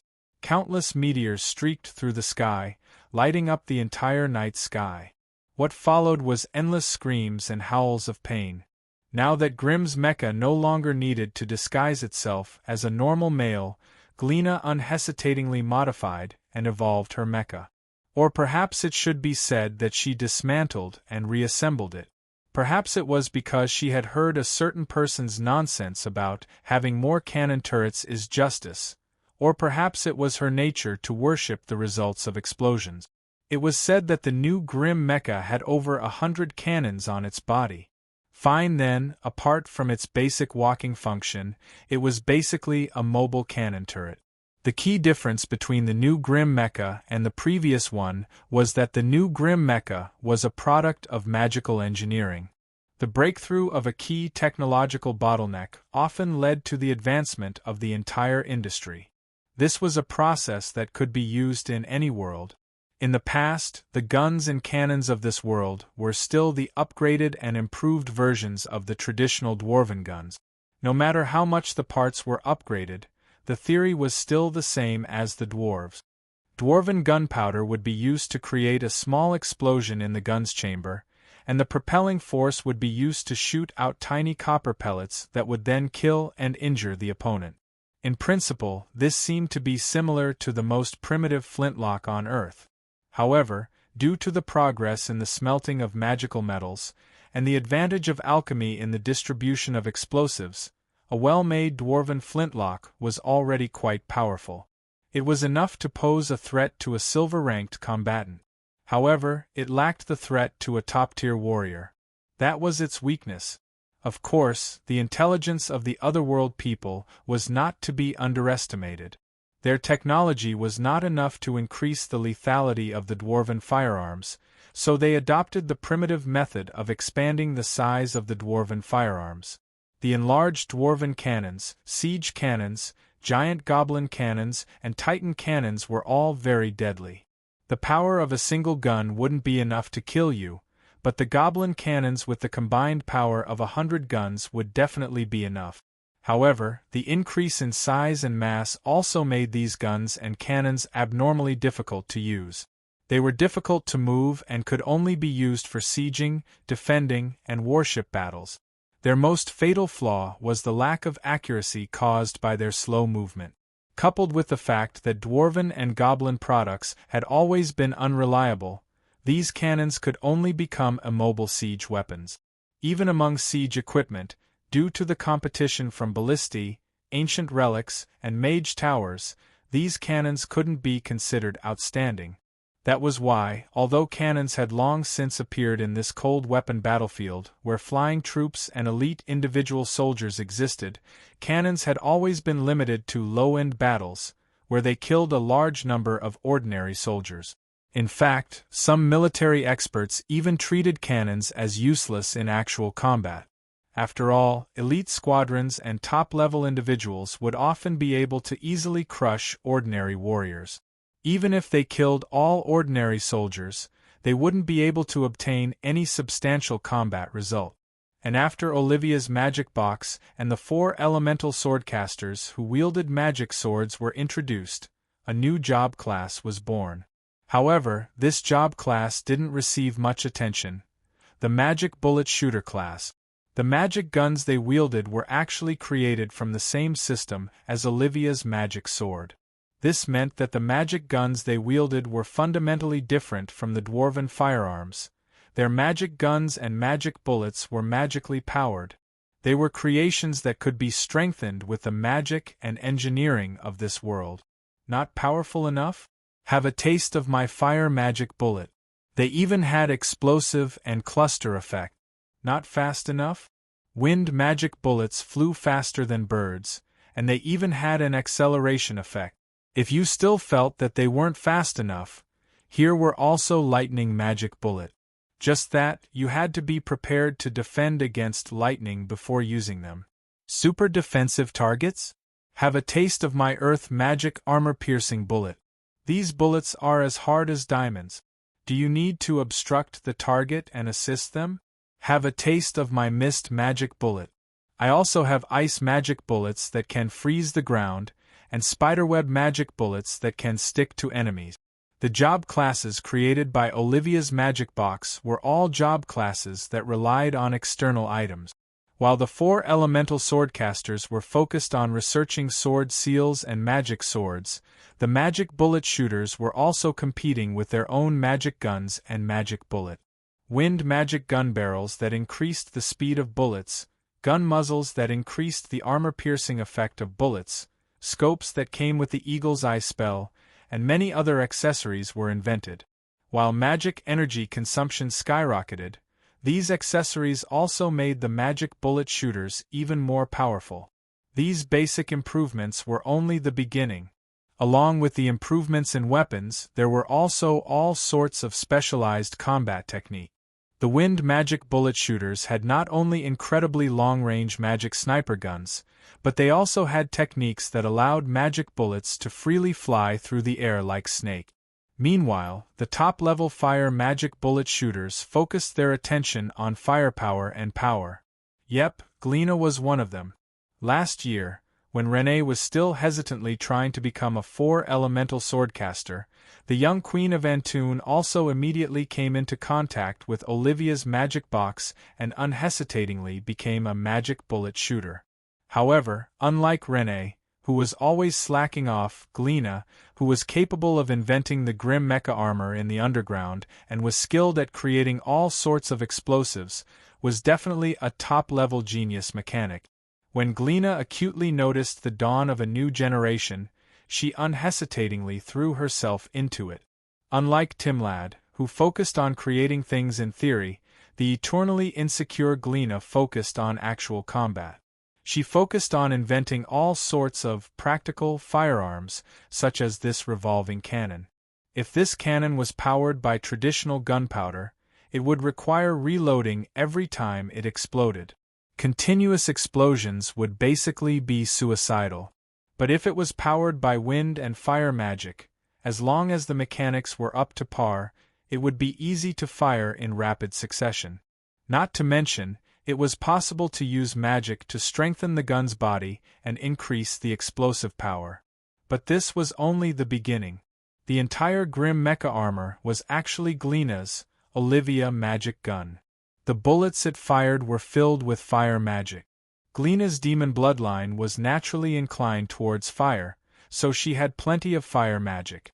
For example, since I had the abilities of a mage, my path as a 4-elemental swordcaster was quite smooth. She had natural talent as a mage to begin with, and her current abilities were the future direction of magical archers. She had already gone quite far on this path. Boom. After an explosive fireball was fired, the entire house was reduced to rubble. Rubble flew everywhere, and a small mushroom cloud rose up into the sky. The special part about this bullet wasn't the gun itself. Instead, it was the bullet that was tossed out. That bullet was in Olivia's magic box equipped with sufficient explosive magic arrays and explosive. When all of the magic power in the box was activated in one go, all of the magic power would transform into a primer for self-destruction. This attack would be no different from a low-level mage's self-destruction magic attack in terms of principle and power. And so, mushroom clouds slowly rose into the sky. The ground constantly trembled as the entire street was reduced to rubble. Of course, there was no need to recycle the Olivia's magic box that had been used in such a manner. Considering how expensive it was, the Northlands dared to do such a thing. mainly because the only magic bullet shooter who had enough money to afford such ammunition was the queen herself. She said that the new magic bullet shooters and 4 elemental swordcasters were just for show. That was probably because she had never seen a player who was willing to spend so much money. "You're rich and willful. I'll smash you to death with gold." This was probably the foundational reason why Gleena had been able to go so far as a money-burning magic bullet shooter. But, at the very least, the power of money was quite obvious when it came to magical engineering. Her fireball was astonishingly powerful. Even a gold-ranked battle job class would be seriously injured if they didn't die. The grim mecha that was capable of continuously firing such powerful attacks was comparable to a legend-ranked mecha. I didn't even need to do anything. I watched as Gleena single-handedly suppressed all her opponents. The entire sky was filled with her cannon fire. She suspected that there were assassins hiding, and with a single blast, the assassins were sent flying along with their bunkers. "Damn it, it's overheating again." The next instant, Gleena jumped out of her comfortable mecha.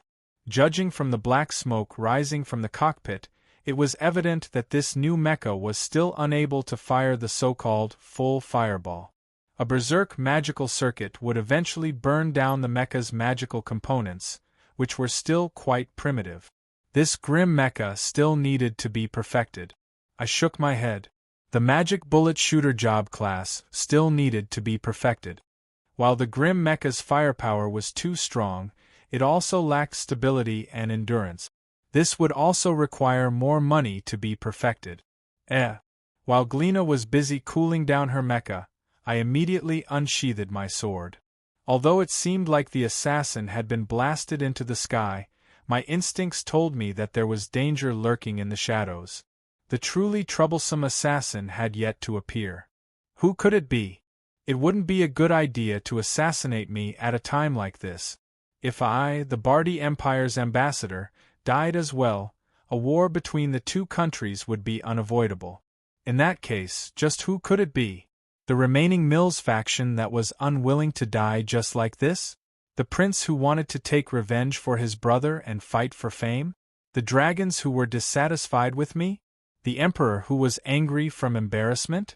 Although I went overboard and even threatened the undead calamity if I died, I felt that this threat was still meaningful to the Bardi royalty.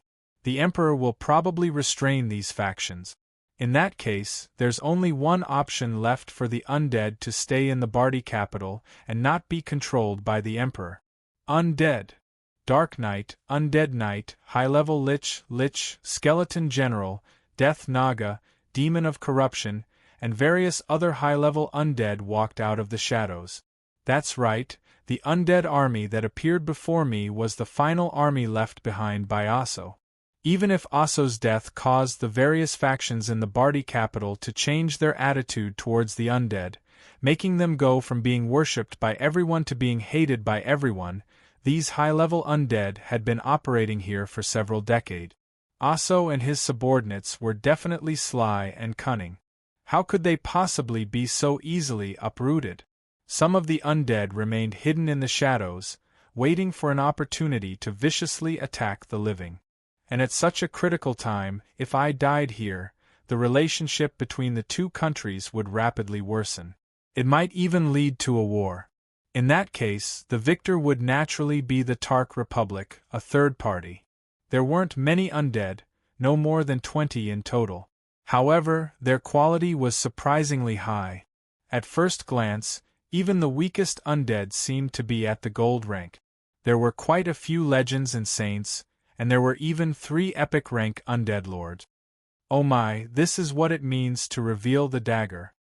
Chapter 385. Was it foolish to assassinate an undying undead emperor? There was no such thing as true immortality in this world. Even true gods who were said to be eternal and undying would enter eternal hibernation. Liches, who were viewed as undying, would naturally enter the cycle of reincarnation as long as their phylactery was shattered. The only reason they were undying was because they hadn't found the correct method to kill them yet. In that case, Killing them in such a situation would only cause them to enter a short hibernation. Liches and high-level Blood Tribe members would recover in about 2 or 3 years and come back for revenge. Of course, there were some things that could be shared. For example, the loss of a physical body would cause the undead to enter a period of weakness. At the very least, they wouldn't be able to come out and cause trouble for a short period of time. As for me, the undying Roland, I had always entered a period of at least 20 years. If it wasn't for the fact that I had exchanged for a physical body, I probably wouldn't have been an exception to this either. Also, the information that I could obtain from my own kind probably wasn't any great secret. And so, for certain factions, killing Roland, who was the most eyesore of them all, at this critical moment and forcing him to enter a state of revival would naturally clear all obstacles in the way of the Tark Republic's successful return. As long as everything was arranged properly, it would even cause the Mage Country and Bardi to become enemies with each other. This was truly a great deal.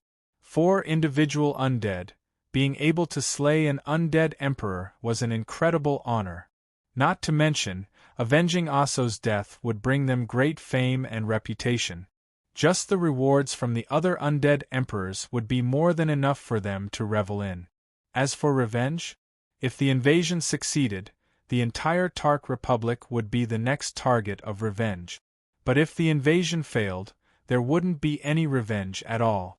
However, this was only what I thought about after the fact. For a fugitive, future revenge wouldn't be much of a threat. All I did was display the power level of a gold ranker and roam the streets, which naturally attracted the attention of vicious marauders. I've never tasted an undead emperor's blood before. It should be delicious. She had a pink ponytail, a little girl's body, and a red face.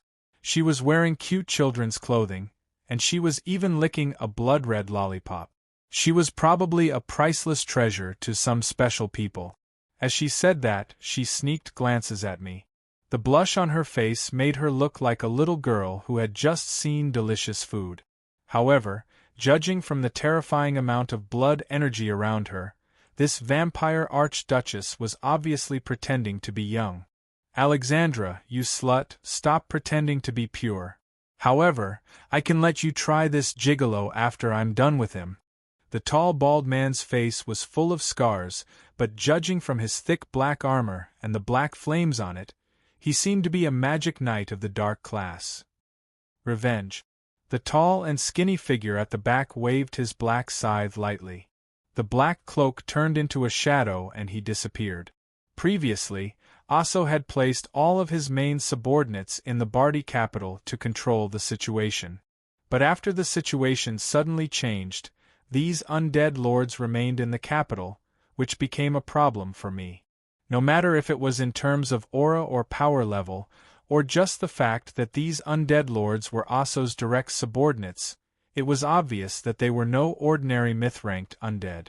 Unfortunately, Asso had intentionally erased their existences from my knowledge, making it impossible for me to know anything about them. Your Majesty Roland, if you're willing to hand over this recipe from my lord, not only will we not make things difficult for you, we might even become your subordinates. This vampire archduchess was all smiles as she spoke. However, just this sentence alone was sufficient evidence that the Bardi Empire had been infiltrated to the point where even such a top-level secret could be leaked. Either there was a spy among the Bardi dragons, or there was a spy among the Bardi Empire's highest-level undead. Young man, no matter how strong you were in the past, you're currently nothing more than a gold novice. How long do you think you can last against our combined forces? One was playing the bad cop, while the other was playing the good cop. It was evident that their intelligence and emotions weren't bad. This might be quite common among the leaders of other species, but this was something only top-level undead could do. After all, the undead didn't even want to admit that the higher level an undead was, the more human they were. Snake Archduchess Alexandra, Famine Agufen, and Death Sickle Harris. They're all veteran powerful undead that won't be easy to deal with. Roland, reinforcements will arrive soon. Just hold your ground. A silly cat jumped out from the shadows. As a summoned magical pet, she could appear by my side at any moment. What surprised me was that she was actually able to recognize these familiar figures. However, when I thought about how she had caused trouble everywhere in the past for the sake of revenge, and how she had also tried to contact the undead planes in an attempt to destroy the world, I felt relieved. Since even someone as experienced as her said that these undead lords would be difficult to deal with, it would seem that this would be a tough battle. Do you have any information? It's said that the Snake Archduchess isn't a human. Instead, she's an ancient blood tribe that was transformed into a winged snake. Don't be fooled by her weak appearance, as if she'll collapse with a single push. She actually doesn't have any bones in her body, and her joints can change shape at will. She's incredibly skilled at melee combat, and she also has some special fighting technique. Don't be fooled by how valiant that Baldy looks and wears armor. But, he's actually a curse-type mage. His most vicious curse of exhaustion will cause one's stamina to decrease by 10 times, making him incredibly difficult to deal with. The longer you fight this type of opponent, the more troublesome it will be. But, he specializes in curses, which will also cause a backlash and corrode his physical body. It's impossible for him to be strong in melee combat. Think of a way to get closer to him. I'm not sure about Death Sickle's exact power level. I only know that he's an incredibly strong assassin. However, his weapon is incredibly famous, Xin Lo's Shout. It simultaneously has 3 negative effects: weakness, poison, and instant death. Don't get hit by it. Right, I remember that it's a scimitar. It seems that his scimitar is only used to attract attention. His robe is so long, so be careful of the blades hidden in his sleeves. Having an elder at home was truly a treasure. If I didn't have this information, even if I didn't lose, I would definitely be at a disadvantage in a fight. Not to mention, my opponent was obviously quite abnormal as well. My strategy of forcefully killing the Snake Archduchess had already been proven to be a foolish one. You've already surrounded me? The 3 myth-ranked undead weren't idiots who would waste time with words. While it seemed like they were discussing something, they actually had no intention of communicating with me from the very start. As long as I relaxed even a little, thinking that I could easily leave today, they would immediately begin their thunderous attack. And even if they couldn't make me reveal any openings, there wouldn't be any losses. This would make it easier for the undead to set up their defenses. Snap. A bright green light leaked out from under the grim armor's helmet. Gleena had already recovered her combat strength, and it was precisely this reason that caused the tense undead to lose their patience. Fire all the bullets. Although she didn't know why I made such a request, Gleena unhesitatingly did as I said. Fire all the bullets. The next instant, everything in front of her turned black and then white. She was now in front of a glacier. I casually tossed Gleena into the frigid winter earth. In front of such an opponent, Gleena, who was still too young, would only be an opening. As expected, a scythe suddenly reached out from the ground where Grimm's mecha had been standing. However, I was still too late. The furious Harris glared at me, but the next instant, he disappeared back into the shadows. The undead didn't have it easy either. Grimm's mecha armor's instantaneous explosive power was perfect for clearing out the undead. Many unlucky undead directly died after being hit by the scythe. There was even an unlucky Lich who was casting a spell that wasn't able to dodge in time and directly turned into a pile of bones that scattered everywhere. Fatigue. The Baldy's vicious smile made me feel disgusted, but the black light on his arm was even more dangerous. The sudden feeling of fatigue made me dizzy. In my daze, I almost dropped the ice calamity in my hand. In the next instant, the little vampire girl was already in front of me, and a gigantic war hammer that was even larger than her entire body was already viciously smashing into me. Smack. This wasn't the sound of bones breaking. Instead, it was the sound of that enchanted adamantine battle hammer shattering. This hammer would probably be strong enough to shatter an ordinary city wall, but it was completely useless against my heavy armor. Alexandra had no intention of retreating at all when she faced me, who had suddenly changed in my heavy armor. She let go of her battle hammer and filled her small hands with blood energy as she directly attacked me. But this time, when her heavy punch landed on my body, I felt a faint pain in the area where she hit me. Hitting a bull through a mountain. Penetration. A blood tribe member actually chose to become a warrior monk. This wasn't because I was prejudiced against them. It was because the job class of warrior monks was all about self-torture in order to uncover one's potential. In the end, it was all about the power of life. Warrior monks were capable of infusing the power of life known as aura into their fists, allowing them to use various high-level combat techniques known as force. High-level warrior monks were able to heal themselves because they controlled the power of life.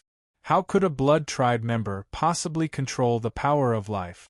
But the truth was right in front of me, and I had no choice but to believe it. The warrior monks were skilled at using the penetration ability that they specialized in dealing with heavy armor. The area where she hit me hurt even more, and I could faintly see blood seeping out of the wound. It was evident that her fists were covered in the unique blood energy of the blood tribe. It would have been fine if she was only a warrior monk. It wasn't as if I had never dealt with a high-level warrior monk before. However, she was incredibly agile and had excellent physical technique. It was as if her entire body didn't have any bones. Her fists and kicks would always hit me from unexpected angles. In terms of pure melee combat techniques, she was far superior to any so-called pugilist. Not only that, her curse of exhaustion lowered my reaction speed and stamina, making it seem like I was being beaten up like a punching bag. The snake archduchess advanced like the wind and retreated like lightning. Sometimes she would coil around me like a snake, and sometimes she would punch me like a taut bowstring. And my heavy sword was no longer just swinging once. Every time I swung my sword, I would swing it in the wrong direction, and my opponent would already be behind me. Shouldn't it be a transmigrator using Chinese martial arts to viciously beat up an armored knight? How did it become a transmigrator knight being viciously beaten up by someone else using martial arts? This doesn't seem right. Damn it, you're still using such a dirty trick? I directly used my magic and transformed the area around me into a glacier. However, Alexandra didn't seem to notice anything at all. She only slightly opened the front part of her shirt, and I saw a string of colorful chains. Low-level ice resistance ring, ice and snow defense ring, furnace ring, and so on. After a quick count, I saw several dozen types of ice magic resistance defensive equipment. Even her little tongue that was sticking out had several magic rings on it. I didn't know how she was able to make all of these pieces of equipment work at the same time, but the reality was that she had done it. Her resistance against ice magic was now terrifyingly high. They had already made sufficient preparations to deal with me. Of course, I was still able to endure all of this. The worst part was the abnormal power of her punches. Every time she punched me, blood would clot up where I was punched, and then blood would actually start flowing out from the wound. If I couldn't deal with this problem soon, I would die from blood loss sooner or later. That's probably her concept. The foundational difference between myth-ranked and saint-ranked individuals was that myth-ranked individuals were capable of transforming their own understanding of the world into something tangible. Fighting with that understanding as the core would be incredibly difficult to deal with. And the worst part was that the effects of such concepts were incredibly difficult to defend against or dispel. Most myth-ranked individuals would infuse their concepts into their personal weapons. However, it was obvious that Alexandra didn't have the habit of using weapons at all. Her body was her weapon. Every single attack of hers was capable of using her own blood exhaustion ability. This type of warrior monks was far too dangerous. While Roland was on high alert against his enemy, the 3 myth-ranked individuals were also secretly complaining. They never expected that their enemy would be so difficult to deal with. Her impenetrable armor was already shameless enough. This wasn't even part of the intelligence report. Just this armor alone was enough to cripple Hades.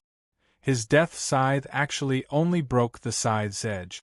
If Hades couldn't touch Alexandra's skin, he wouldn't be able to use any of his true killing moves.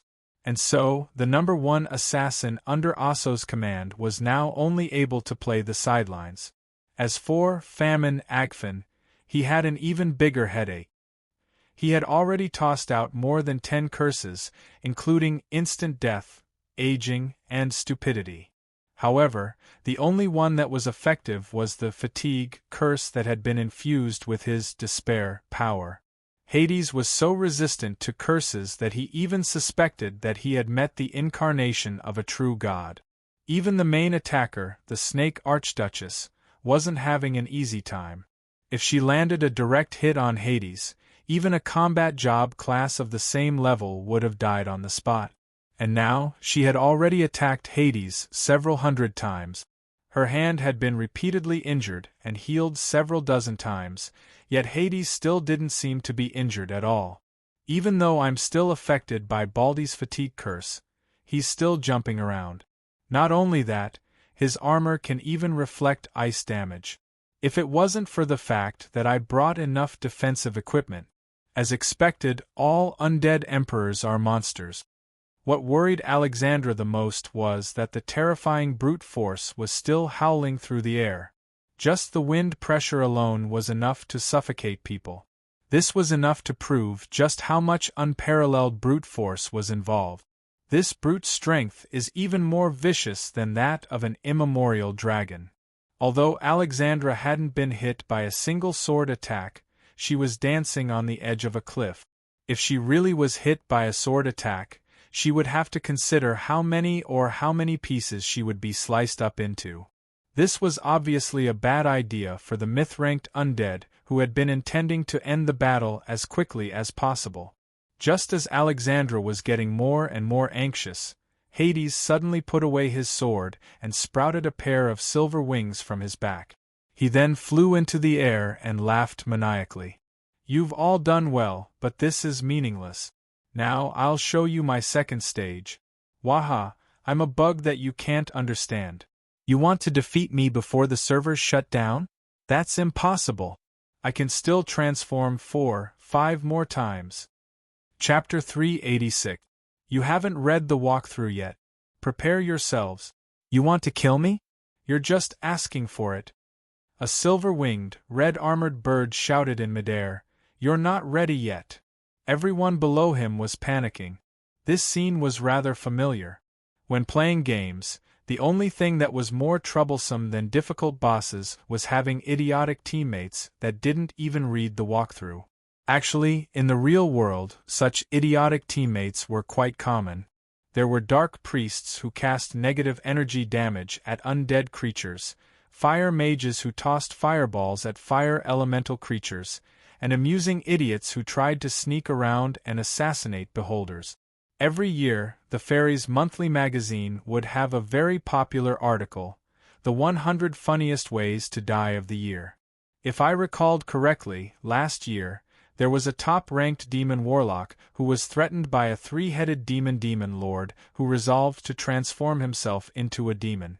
This wouldn't have been a big deal at first, but the demon lord who transformed himself into a speed-type demon was the most favored demon on the food chain. As a result, the demon lord laughed and directly glared at the demon warlock with a threatening glare, transforming the demon warlock into a frog that was stared at by a snake. However, if you did the exact opposite of these idiots and attacked the enemy's weaknesses, you would be able to achieve twice the result with half the effort. For example, the Holy Knight preferred to use war hammers rather than sword. This wasn't because of personal preference, but rather because their primary targets would always be undead and demon creatures. Skeletons, zombies, and other undead creatures were highly resistant to stabbing and slashing damage. However, it would be quite difficult for them to take damage from attacks that destroyed their physical structures and bones. Rangers in the forest preferred to use all sorts of sharp, thorny arrows. This was mainly used against unarmored beasts and beastmen. This type of arrow would leave an enemy bleeding profusely. Sometimes, it would be possible to follow a trail of blood to find an enemy that had died of HP. But if you used bleeding arrows against the undead, it would be no better than picking up a random rock. Similarly, for the heavily armored knight, war hammers and spiked hammers were also jokingly called can openers.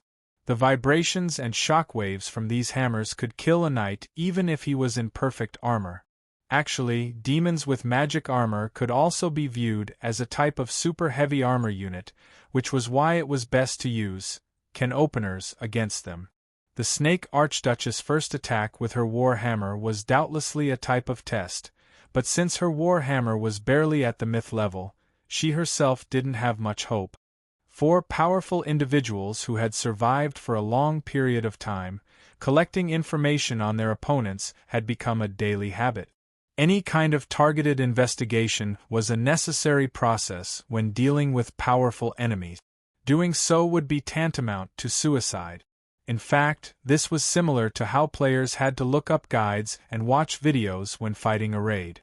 Of course, it was also fine if you didn't look at the enemy's information at all. You could simply use repeated deaths and team annihilations to find out the enemy's abilities. But in reality, you only had one life. A new hero starts all over again, only existed in the game. And so, for truly powerful individuals, the competition would begin before the battle even began. If all their information was leaked, they would be killed sooner or later.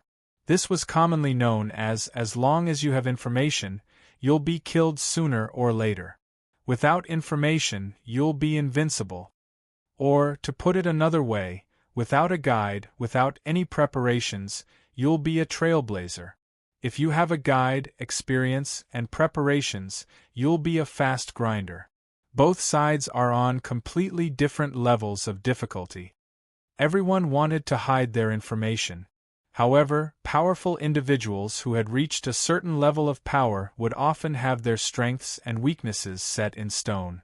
As long as there was a record of their attacks, it would be nearly impossible to completely hide their information. However, they would definitely have an ace up their sleeve.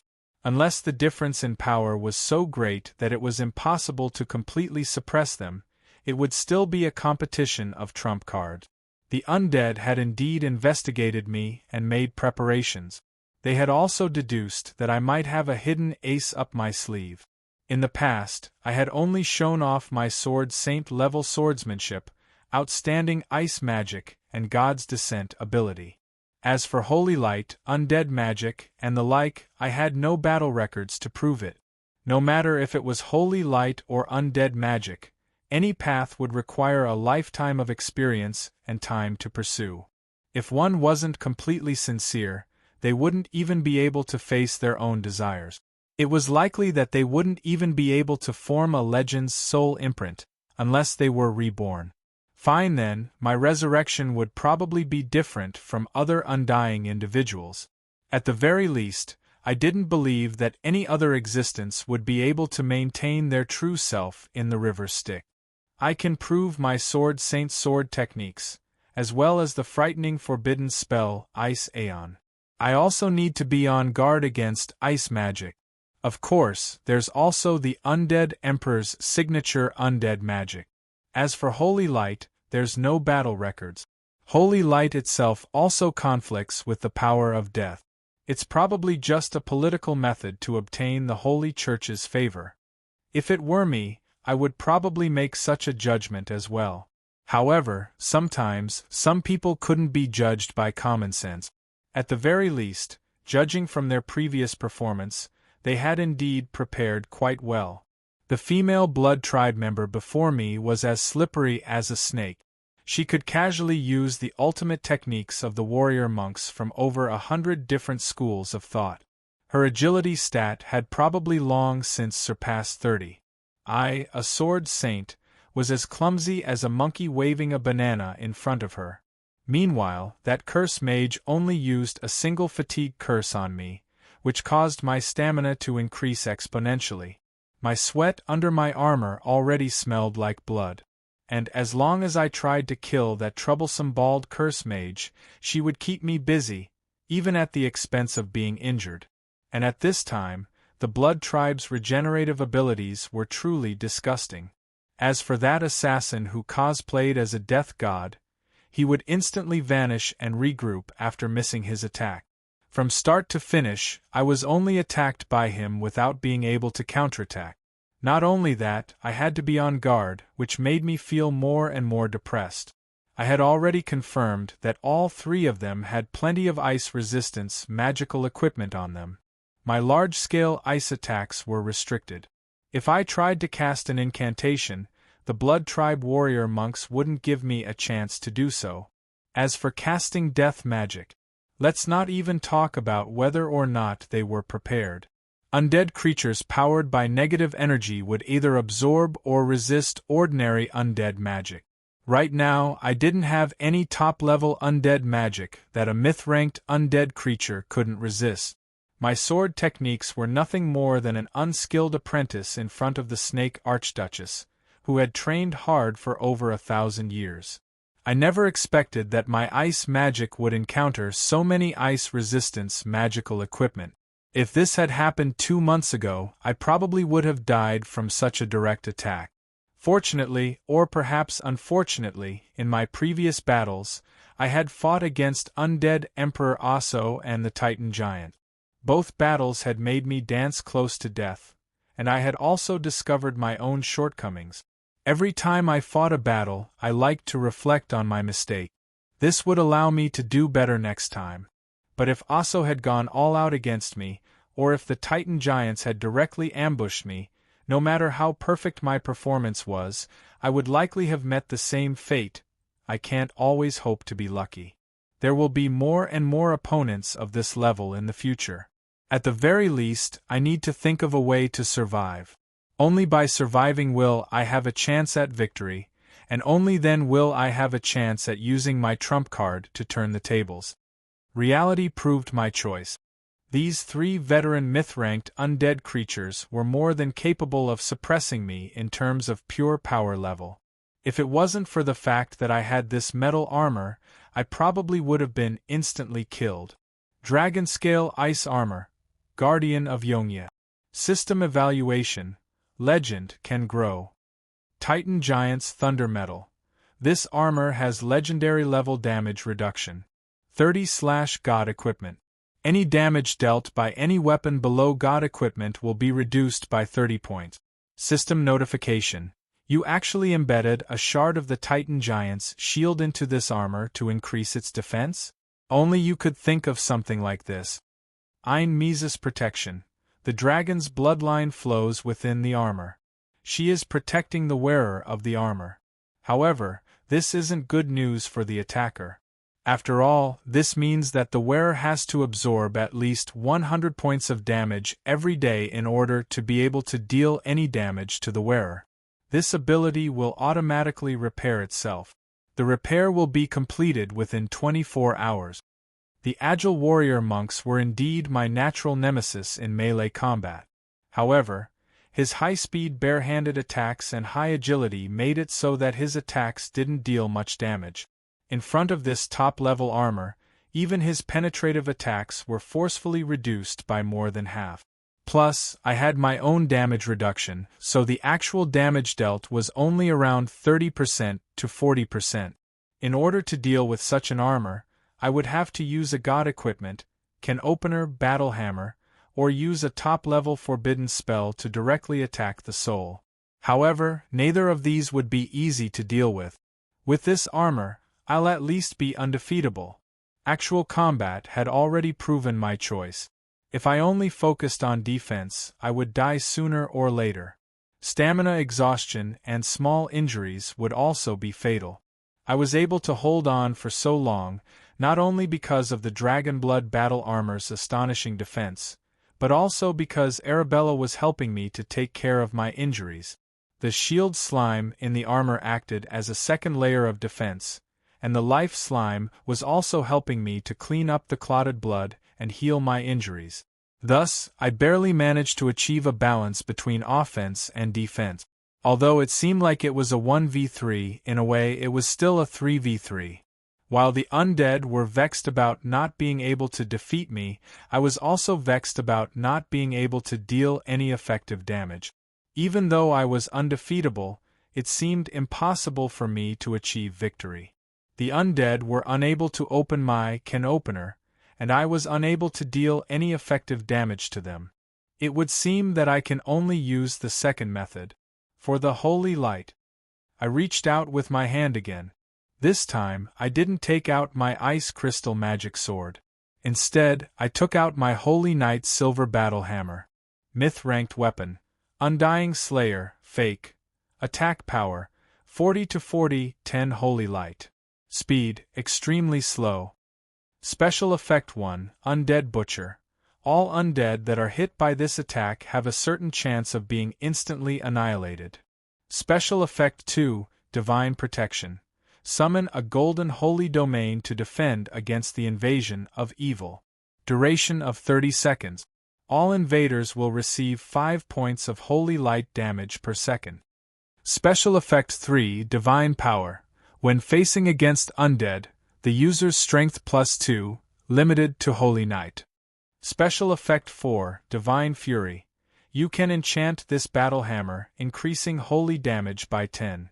Hammer, limited to Holy Knight. There's a line of twisted silver words on the handle of this battle hammer. This battle hammer once belonged to a true Holy Knight. Only a true Holy Knight will be able to utilize the full power of this battle hammer. System notification. Instead of being a sword saint, do you really want to be a hammer saint? Comrade Luo Dachui. If your opponent was an ordinary person, this battle hammer would probably be an excellent weapon. But if your opponent was an undead, it would definitely be no weaker than a god equipment. After Harloise devoured this holy hammer, she also gained the ability to transform into this form. But if she chose to transform into this form, she would have to enter a state of complete hibernation in order to prevent her soul from being damaged. She wasn't compatible enough with this form. However, the undead below were all astonished.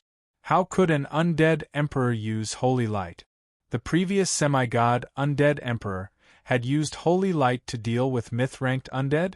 Wasn't this a little too much of a joke? Who would have thought that it was possible to combine the power of holy light and the power of death? The Holy Church had done everything it could to suppress the news of what had happened in the Northlands. In their eyes, even if I could use holy light now that I had only used undead magic, it would only be an illusion created by using some tools. Such high purity of holy light. How is this possible? Everyone knew that the purity of a holy knight's holy light was directly related to one's faith. The purer the holy light, the more damage it would deal to the undead and demons. That was why demons and devils would think of all sorts of ways to make a holy knight fall. And the more devout a holy knight was, the more powerful the fallen Black Knight would be. This holy light, which seemed to have physical substance, had already surpassed the understanding of the undead calamity. Who would have imagined that an undead emperor would actually have such a devout faith in the holy light? A holy battle hammer, sturdy armor, and eye-catching holy light and holy flames. This was an undead killer, a holy knight. As for me, I felt as if I had returned to the past. I suddenly spread my wings and stood in midair, looking down at the undead below me. I waved my hand, and the entire sky was filled with falling feathers. Every single feather was a bomb infused with holy light. Holy flames covered the entire sky. At this moment, it was as if the sky was raining holy light. After cleansing my own bloodline, my war angel form had also evolved and strengthened. And in this form, my greatest improvement was in my pure power of order. All of you shall be reduced to ashes by the flames of holy light. My golden wings faintly glowed with holy fire. The golden feathers flashed in the sky, and any undead that came into contact with the feathers instantly melted as they wailed in agony. The boss is in the sky.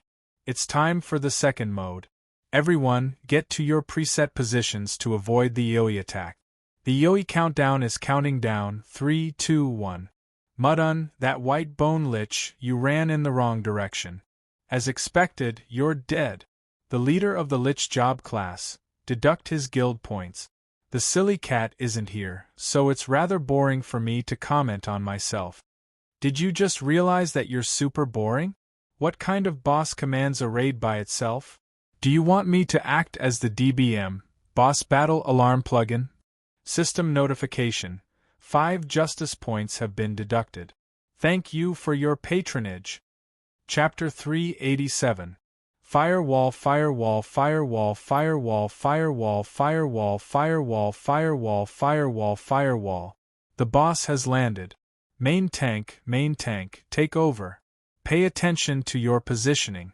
Those who die during the AoE, go stand in a corner. Those who OT and those who tread on fire should report to the second team leader tomorrow. Our elite team doesn't take any trash with us. You haven't had enough of this joke yet. The Yoi phase has ended. So many undead have died. Comrade Big Hammer Luo has landed. Whoops, no, he's now taking out a second hammer. He's holding a hammer in each hand. He's changed job class to Luo 2 Hammer.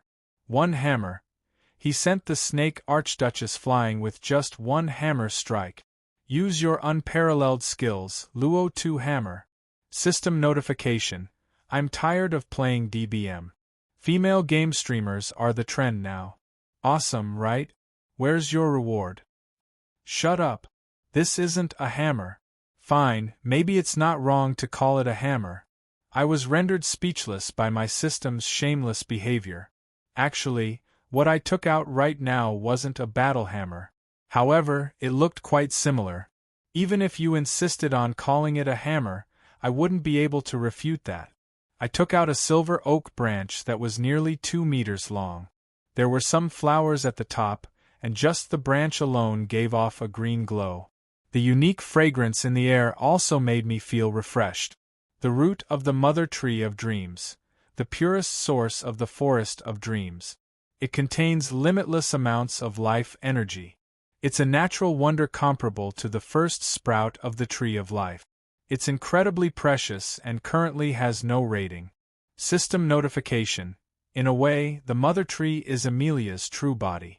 You're holding the mother tree's root in your hand, and the girl's lower body hair is beast. It's one thing for other people to F***ck a ship, a sword, or a city, but you F***ck a tree. You Beifong. Shut up. Will you die if you don't lose your integrity? Also, since when did Beifong become a pervert? Ever since the day he became a banned word. Right, since he's wanted by all the drool organizations. He's also on the Calamity rankings. Congratulations, you're the first subordinate to be on the Calamity rankings. I don't know him, really. Cough cough, getting back to the main topic, the log in my hand is no ordinary item. The Tree of Life was regarded as the origin of the elves, and the wood spirits were similar existences. The Tree of Life and the Primal Wood of Dreams were both miraculous ancient trees that contained the power of life. The Tree of Life's branches could be turned into divine weapons on par with legendary tier weapons after some slight modification. The branches of the Tree of Life weren't easy to deal with, but because they contained life power, not only could they amplify life spells, but they also had a miraculous effect on the undead, so they were naturally a very good material for undead weapons. As a matter of fact, there was indeed a guy who used the branch of the World Tree as a war hammer and made an immortal achievement. However, there were less than 100 ancient Tree of Life weapons left in the world. Because taking them would cause damage to the ancient Tree of Life, unless one had made a contribution that was beneficial to the entire elven race, there was no need to even think about taking them.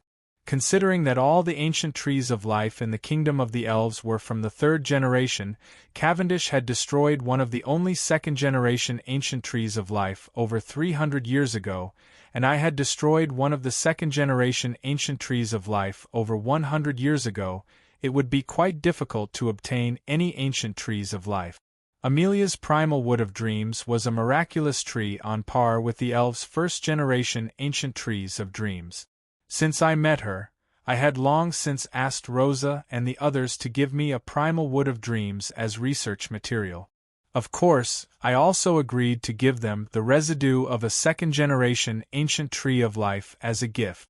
This was a mega-rare ancient tree of life that couldn't even be found in the kingdom of the elves.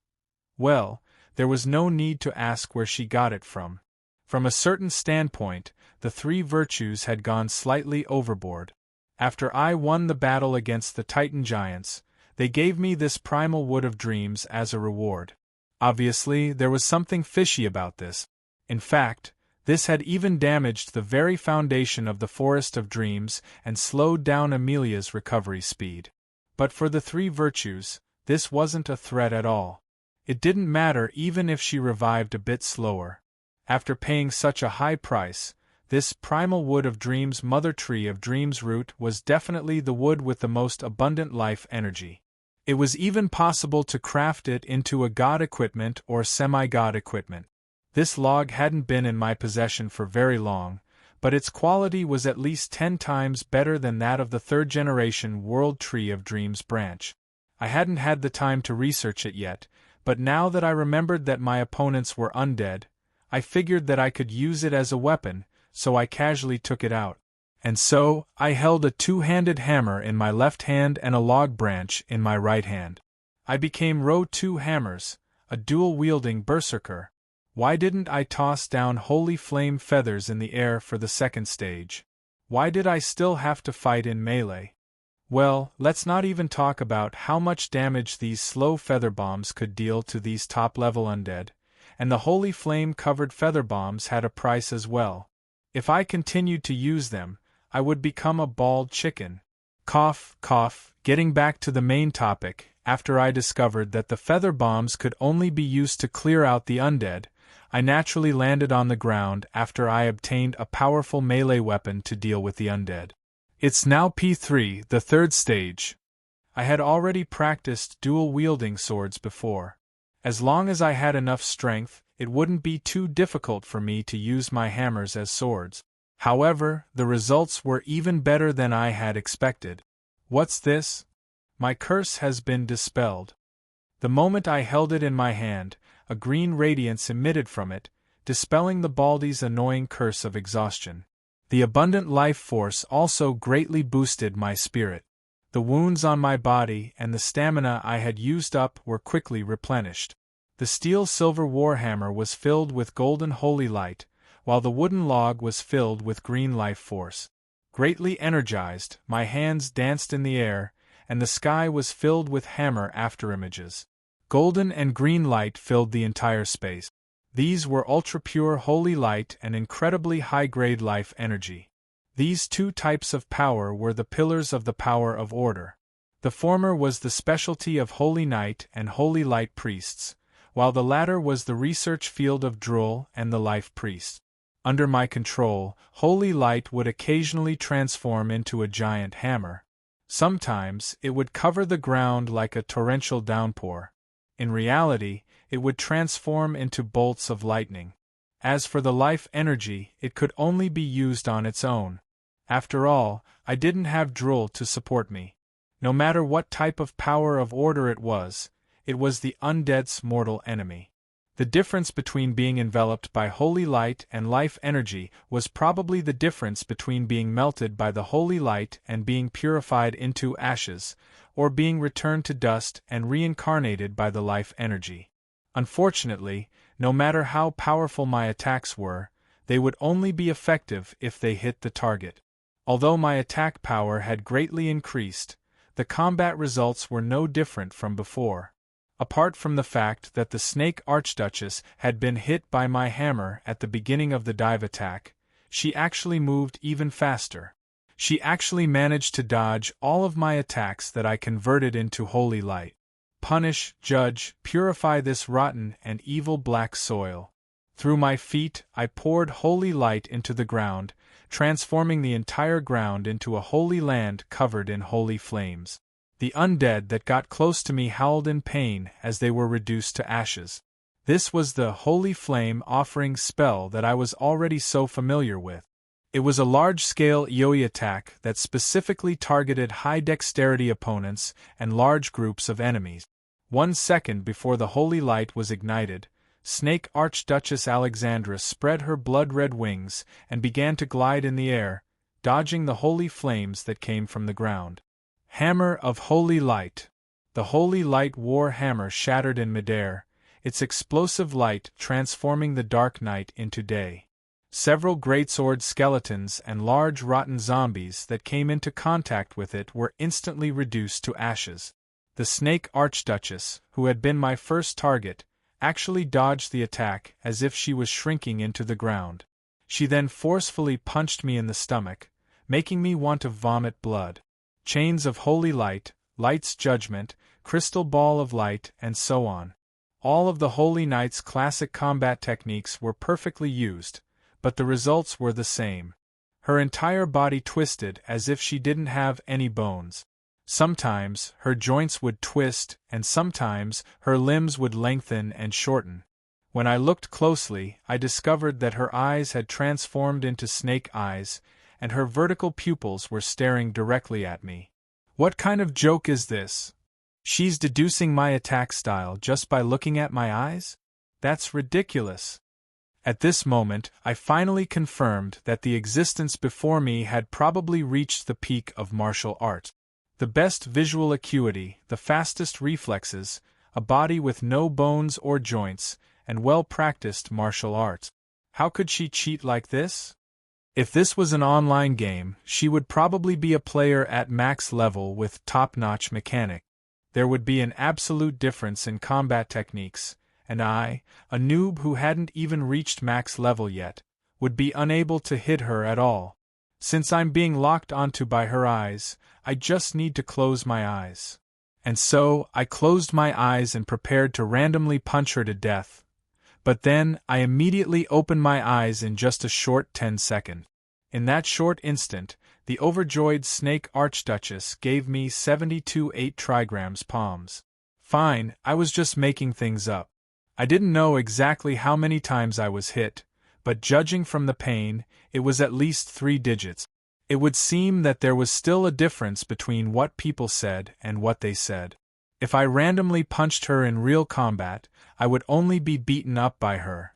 But just as I stopped asking for death, and used my warhammer and tree branch to block her attacks, my tree branch accidentally clashed with my warhammer. Asterisk clang. Asterisk there was a clear sound that sounded like a copper bell. At the same time, the tree branch glowed with a brilliant green light. The overflowing power of life furiously flowed out, transforming into a green halo that spread out and devoured everything before it. This time, the green halo came so suddenly and quickly that the Snake Archduchess who was chasing me had no way of dodging it. She was suddenly enveloped by the green light. She immediately stopped as if she was dizzy. Meanwhile, the warrior monks had frighteningly strong willpower to begin with.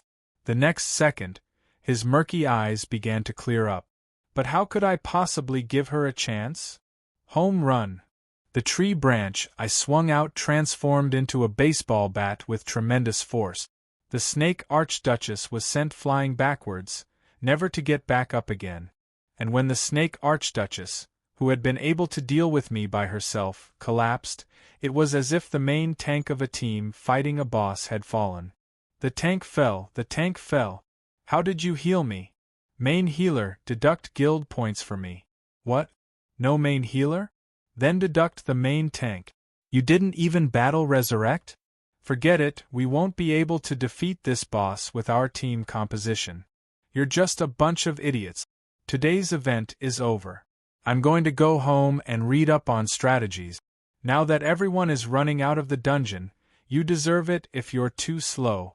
You won't be reimbursed for the repair and funeral fees. Are you done yet? Beep, this battle has ended. It has lasted for 12 minutes. 17 people have died. Repair fees of 2000 G. System notification. So what if I recharge my system's plug-in? Bite me if you're unhappy. Fine, I obviously couldn't bite her. But the fact that my system could do whatever it wanted meant that the battle was nearing its end. The Snake Archduchess fell to the ground, unconscious. The Baldy's curse had been nullified in front of the ancient tree. Only the assassin was left, and it was impossible for the undead to win. Without hesitation, they abandoned their teammates and began to run for their lives. Then, I looked at the spoils of war in front of me. I felt that as a boss who had successfully annihilated the enemy, it was time for me to say something. In front of me, Luo Erchui. I mean, Roland, your beliefs are meaningless. Your armor isn't even worth mentioning. Technical players are nothing in front of money players. You've finally admitted that you're Luo Erchui. Didn't you have so much fun playing? That's enough. I finally understood what it felt like to have someone comment on the side while I was fighting.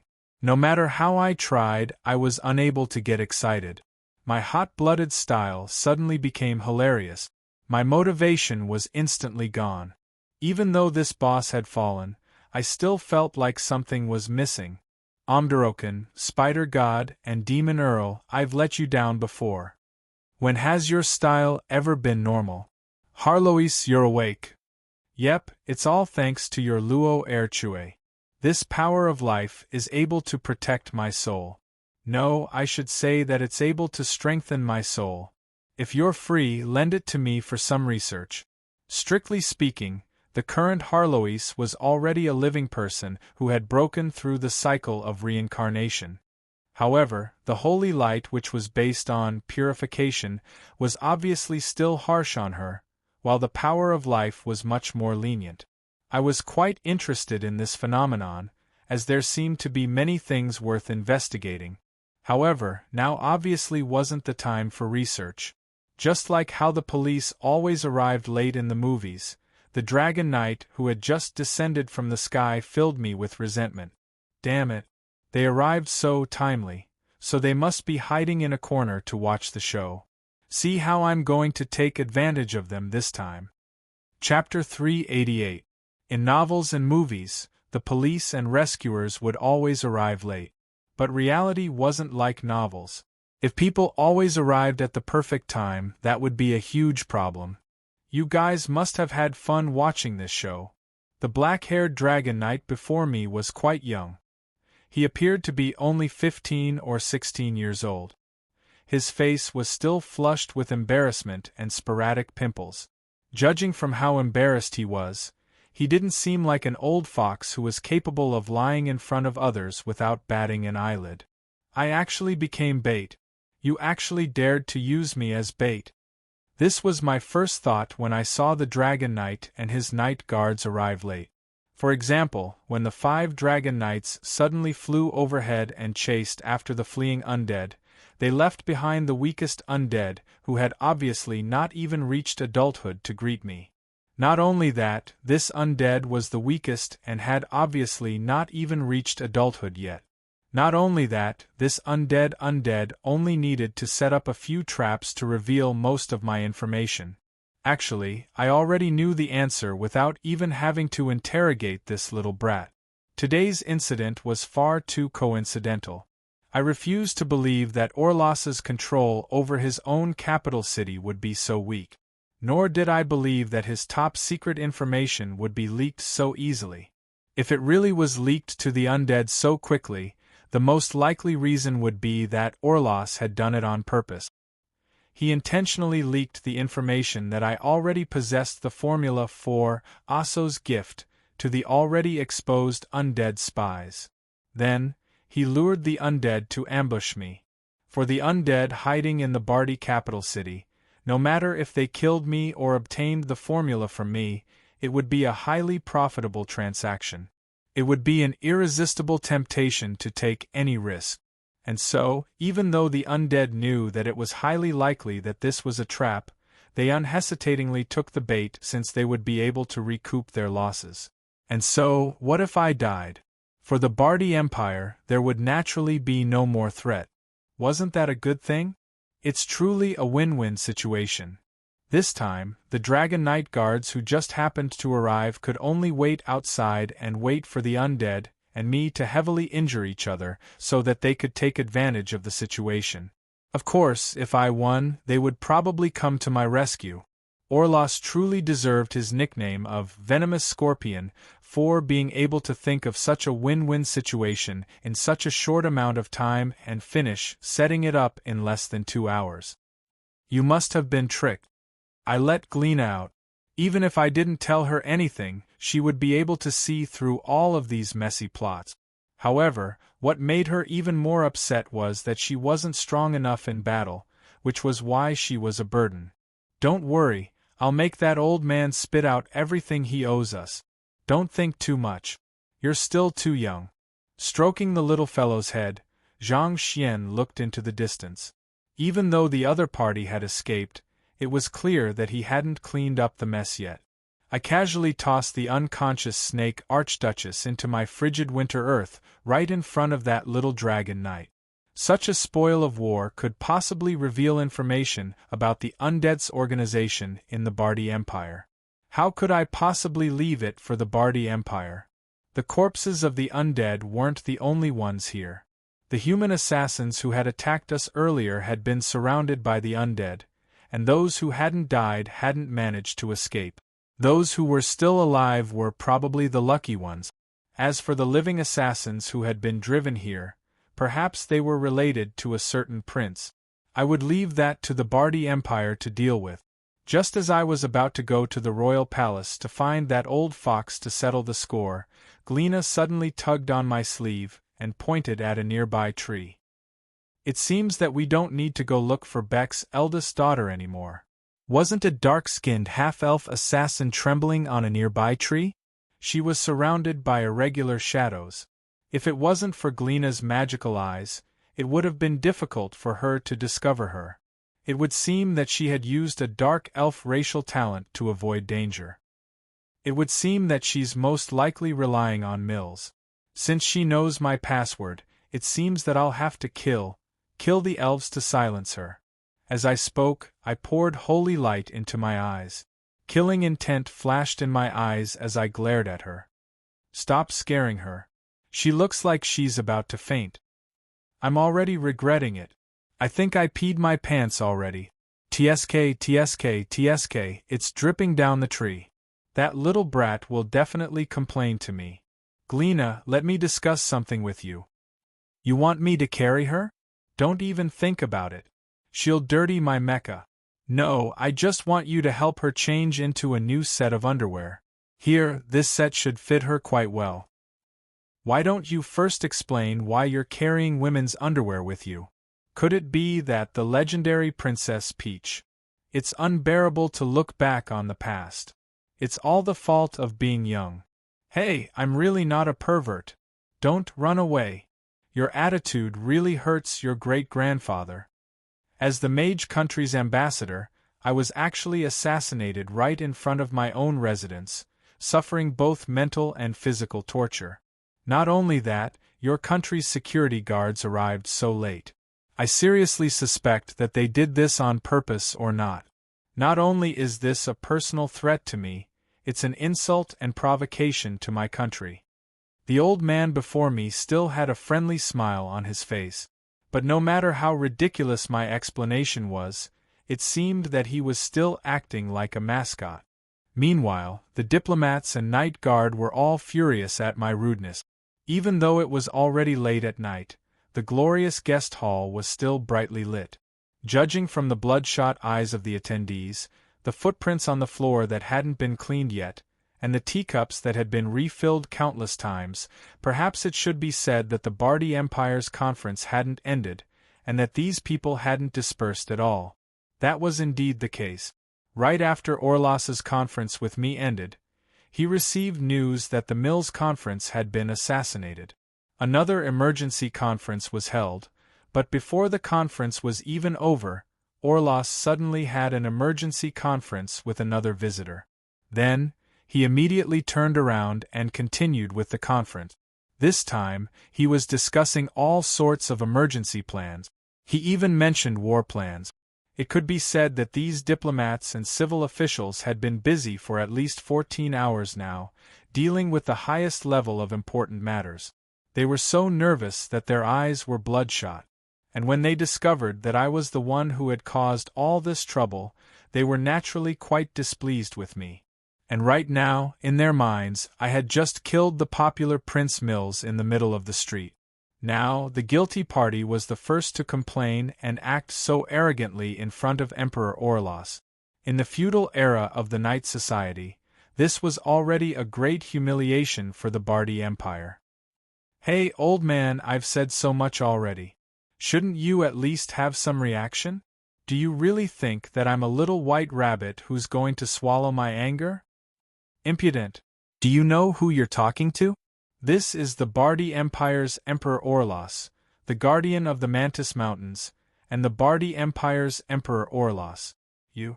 The common characteristic of all major figures was their long list of titles. It was quite frightening to say it out loud, especially to novices. These titles were a part of their authority, but it was likely that such a trick would be useless against an old fox like me. Cough, this is the Law God's envoy, the guardian of the seven Northlands Kingdom's sword, the last descendant of the mist, the child of the holy light, a member of the Mage Country's Truth Symposium, the destroyer of eternal night. The undying Gleena also revealed a long list of titles. It seemed that she was quite observant. Wasn't it just a competition of titles? Who was afraid of who? Who are you? Do you have the right to speak here? Are you a diplomat from the Mage Country? You little brat. A goateed official stood up and roared angrily. If I recalled correctly, he seemed to be the Bardi Empire's Prime Minister, and his name seemed to be Carlo.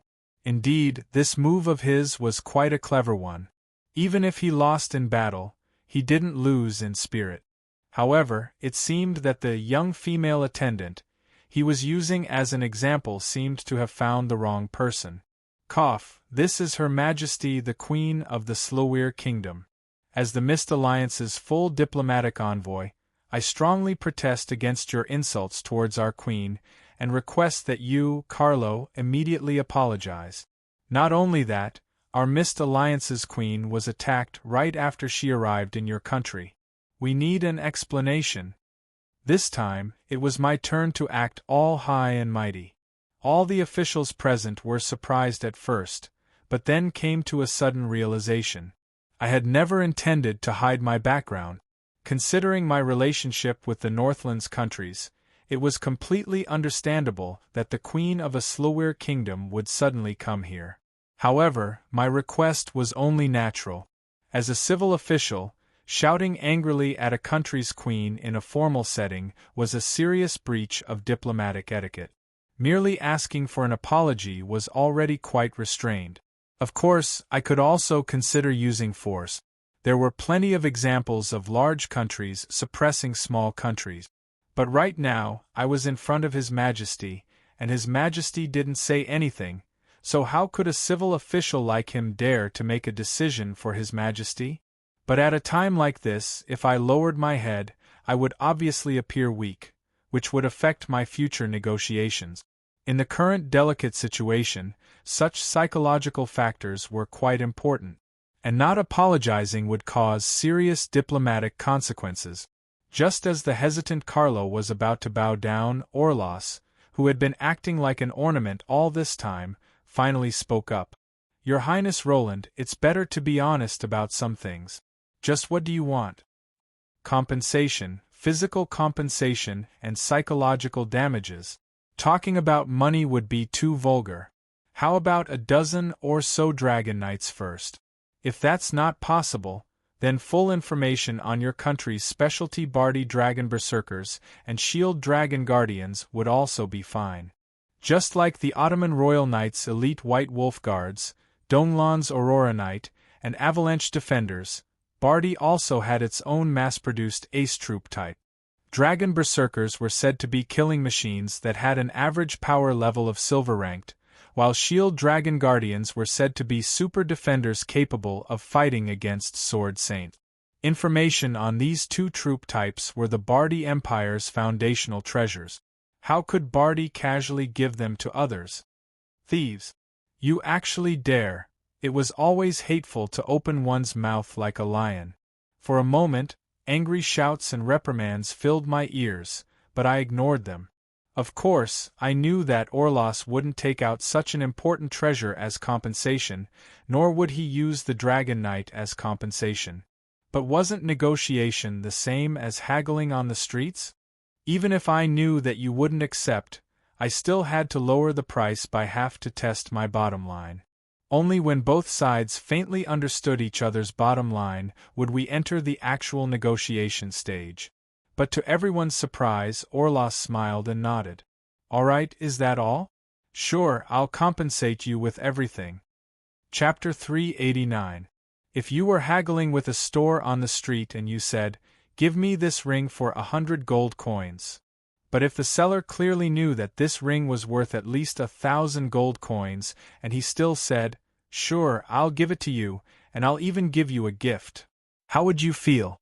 In a normal situation, you would either feel that there was something wrong with the ring itself, or that the seller had some ulterior motive, or that the seller was plotting something against you. That was probably how I felt right now.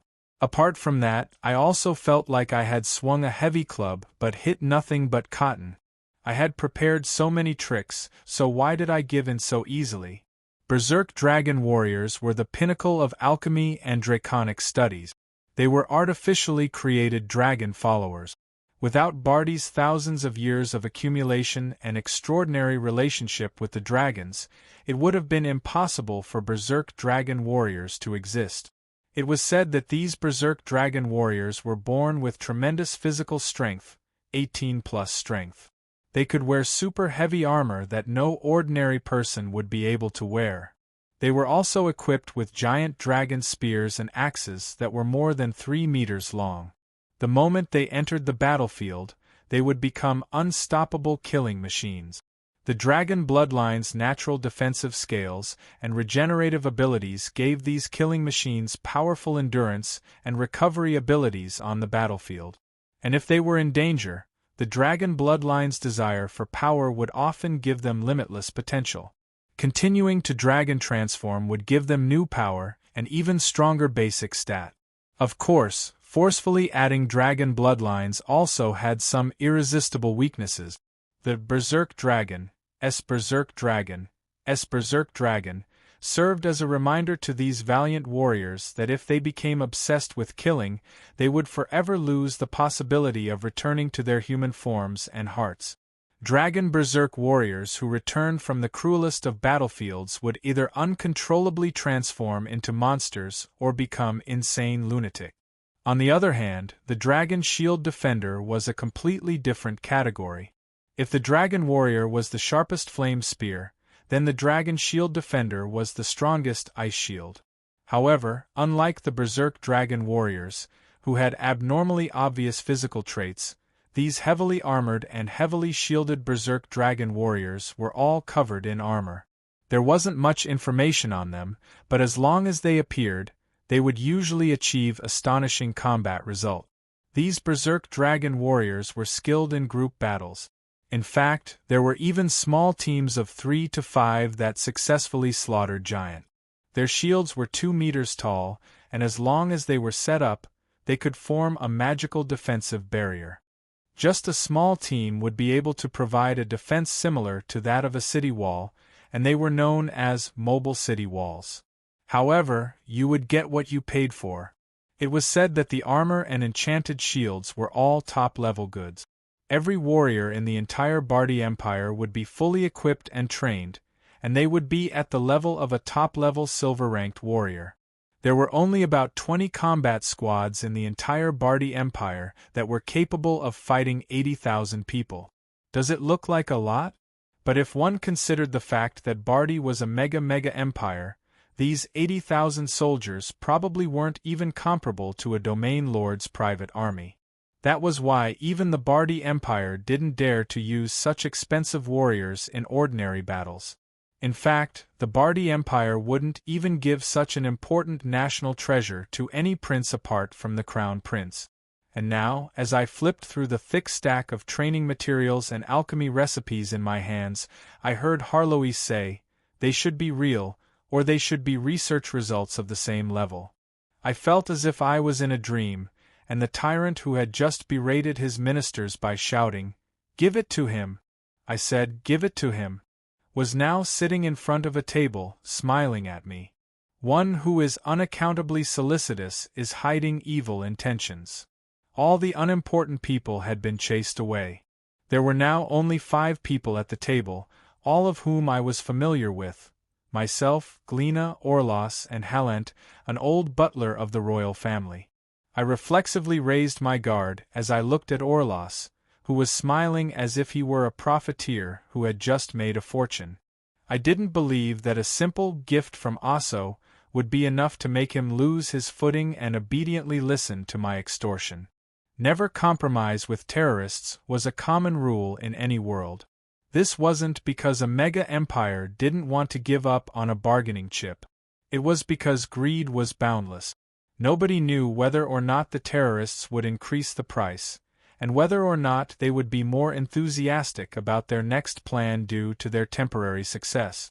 And if such a compromise was announced, it would be a direct blow to the country's reputation, as well as exposing the country's weaknesses and inadequacies. And in the international world where the law of the jungle prevailed, exposing a country's weakness would attract greedy wolves. Next time, they wouldn't be ordinary terrorists. Judging from how I'll spread the word Resident Evil if you don't give me money, my actions this time could be categorized as such. In that case, Orlos's compromise was quite incomprehensible. It wasn't that he shouldn't have compromised, but at the very least, he wouldn't have so easily handed over such an important treasure that was obviously a scam. If it were me, even if I would compromise in the end, I would have tried various methods to make the threat disappear. And even if I accepted Orlos's conditions, I would have made an additional request that forbade any additional conditions from being offered, in order to resolve everything once and for all. I know that you're confused, but I've actually always been grateful to you. I know that you've made many achievements in alchemy research, and that you have many dragons as allies. Treat this information as a small gift from me. Orlos started off with such a sentence, but I already knew what he was going to say. After all, Evelyn had once mentioned to me that Orlos seemed to be very grateful to me for helping him escape from Aso's threat. However, what he said next was completely unexpected. What I'm grateful for isn't only about the undead. When I learned from Miss Evelyn that you lost your memories, I was quite astonished. Perhaps I should tell you about the seed I left behind back in the day. Amoy. The elderly butler was wearing formal attire, and his face was covered in wrinkles. He seemed quite old, but he reached out with his hand, and golden light gathered in his hand, transforming into a ball of holy light that illuminated the room. This is impossible. Pure holy light wouldn't lie. This was indeed an outstanding holy night. But what astonished me was that not only did Amoy not chant the name of holy light, he didn't even have the god of holy light's emblem on him. This was obviously against the god of holy light's teachings. In the past, before I used holy light, I would always praise the holy light or pretend to move my lip. This was all so that I would appear no different from other holy knights. And in a way, Amoy's method of using holy light was quite similar to mine. He didn't chant the name of holy light. First-generation Pope, you guessed correctly. Our southern sect doesn't worship the god of holy light. We worship holy light itself. In the eyes of the Holy Church, we're heretics that should be eradicated the most. While I was astonished at the content of Amoy's words, I was even more astonished at the strange way he addressed me. Lady Evelyn also mentioned that you lost your memories of your time in Bardi. Perhaps as the 6th Pope of the Southern Sect and your successor, I should mention your glorious achievements from back in the day, and so, as Amoy sighed, the dust-covered past was gradually revealed. The Southern sect's official name was the Church of Pure Holy Light. In the eyes of the Holy Church's higher-ups, they were probably just a sect that had some differences in understanding of the Holy Church's teachings. However, only the core members of the Southern sect would know that the differences in understanding weren't small. The Southern sect didn't worship the God of Holy Light, they worshipped the purest form of Holy Light. The Southern sect originated from the Bardi capital. The founder of the Southern sect was Baron Blackhand, who went by the alias of Roland Blackhand. The Southern sect's establishment was greatly supported by the Bardi royalty back in the day. Ever since the Southern sect's founding, its founder had given it a unique mission: to spread the true teachings of Holy Light and replace the Holy Church that was becoming more and more corrupt by the day. Right now, the Southern sect has more than 200,000 worshippers. They're scattered all over Bardi and the various countries. They travel through time in the name of the Holy Church, but what they spread is the purest teachings of Holy Light. Actually, apart from our understanding of Holy Light, there's no obvious difference between us and ordinary Holy Light priests. In fact, I'm even the former Archbishop of the Bardi Diocese of the Holy Church. That's precisely why the old Pope didn't risk everything to start a holy war. After all, in their eyes, evil must die, but heretics must die even more. Although it didn't seem like much of a difference whether one believed in Holy Light or the God of Holy Light, the practical implications were tremendous. If the God of Holy Light was recognized as an omnipotent God of Holy Light, then the Holy Church would naturally receive his recognition. But if the Holy Church only recognized the existence of Holy Light and believed that Holy Light was the source of all power, an existence that didn't have a personality, then the Holy Church would naturally lose all of its divine authority and become a group of thieves who deceived the world. In fact, it would even be possible to question the God of Holy Light's true existence as a God of Holy Light. This was the foundational reason why heretics were far more dangerous than evil. This was also why Roland's exhibition in the Northlands had caused countless Holy Light job class members to waver in their belief. To the Holy Church, this was an even scarier threat than the Holy War itself. That was why after the Cardinals held an emergency conference, the entire Bardi Empire was viewed as a heretic country. Since there was such a major difference in the Holy Church's teachings, starting a holy war was the only option. Without a doubt, the Bardi Empire, which had already been declared a heretic by the Holy Church, was the origin of the heretical Bardi Empire. Not only that, the Bardi Empire was their natural ally.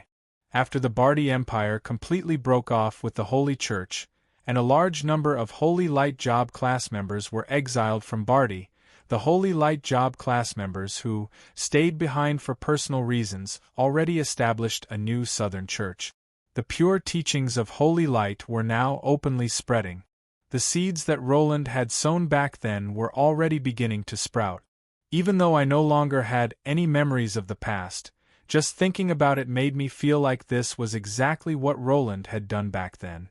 Back then, Roland was someone who had been betrayed by the Holy Light. He was someone who had been filled with hatred for the Holy Light. He was an evil who had been stripped of all his honor. Yet, he still retained his Holy Light powers. Just this alone was enough to shake the Holy Church's authority. It would be incredibly difficult to destroy a holy church by forcefully suppressing it from the outside. However, internal disagreements and heresy would be the most fatal. And so, Roland had sown a seed in Bardi. Although he didn't know if it would sprout, he wouldn't lose anything by doing it. Your prophecies have all been verified. As the major events recorded in the Holy Bible's revelation were verified one after another, our faith became even more devout, and the doubters returned to being devout. When evil prevailed over justice, we went into hiding as you requested. Fortunately, just as you said in your prophecy, the misfortune in your prophecy can be avoided through our own hard work.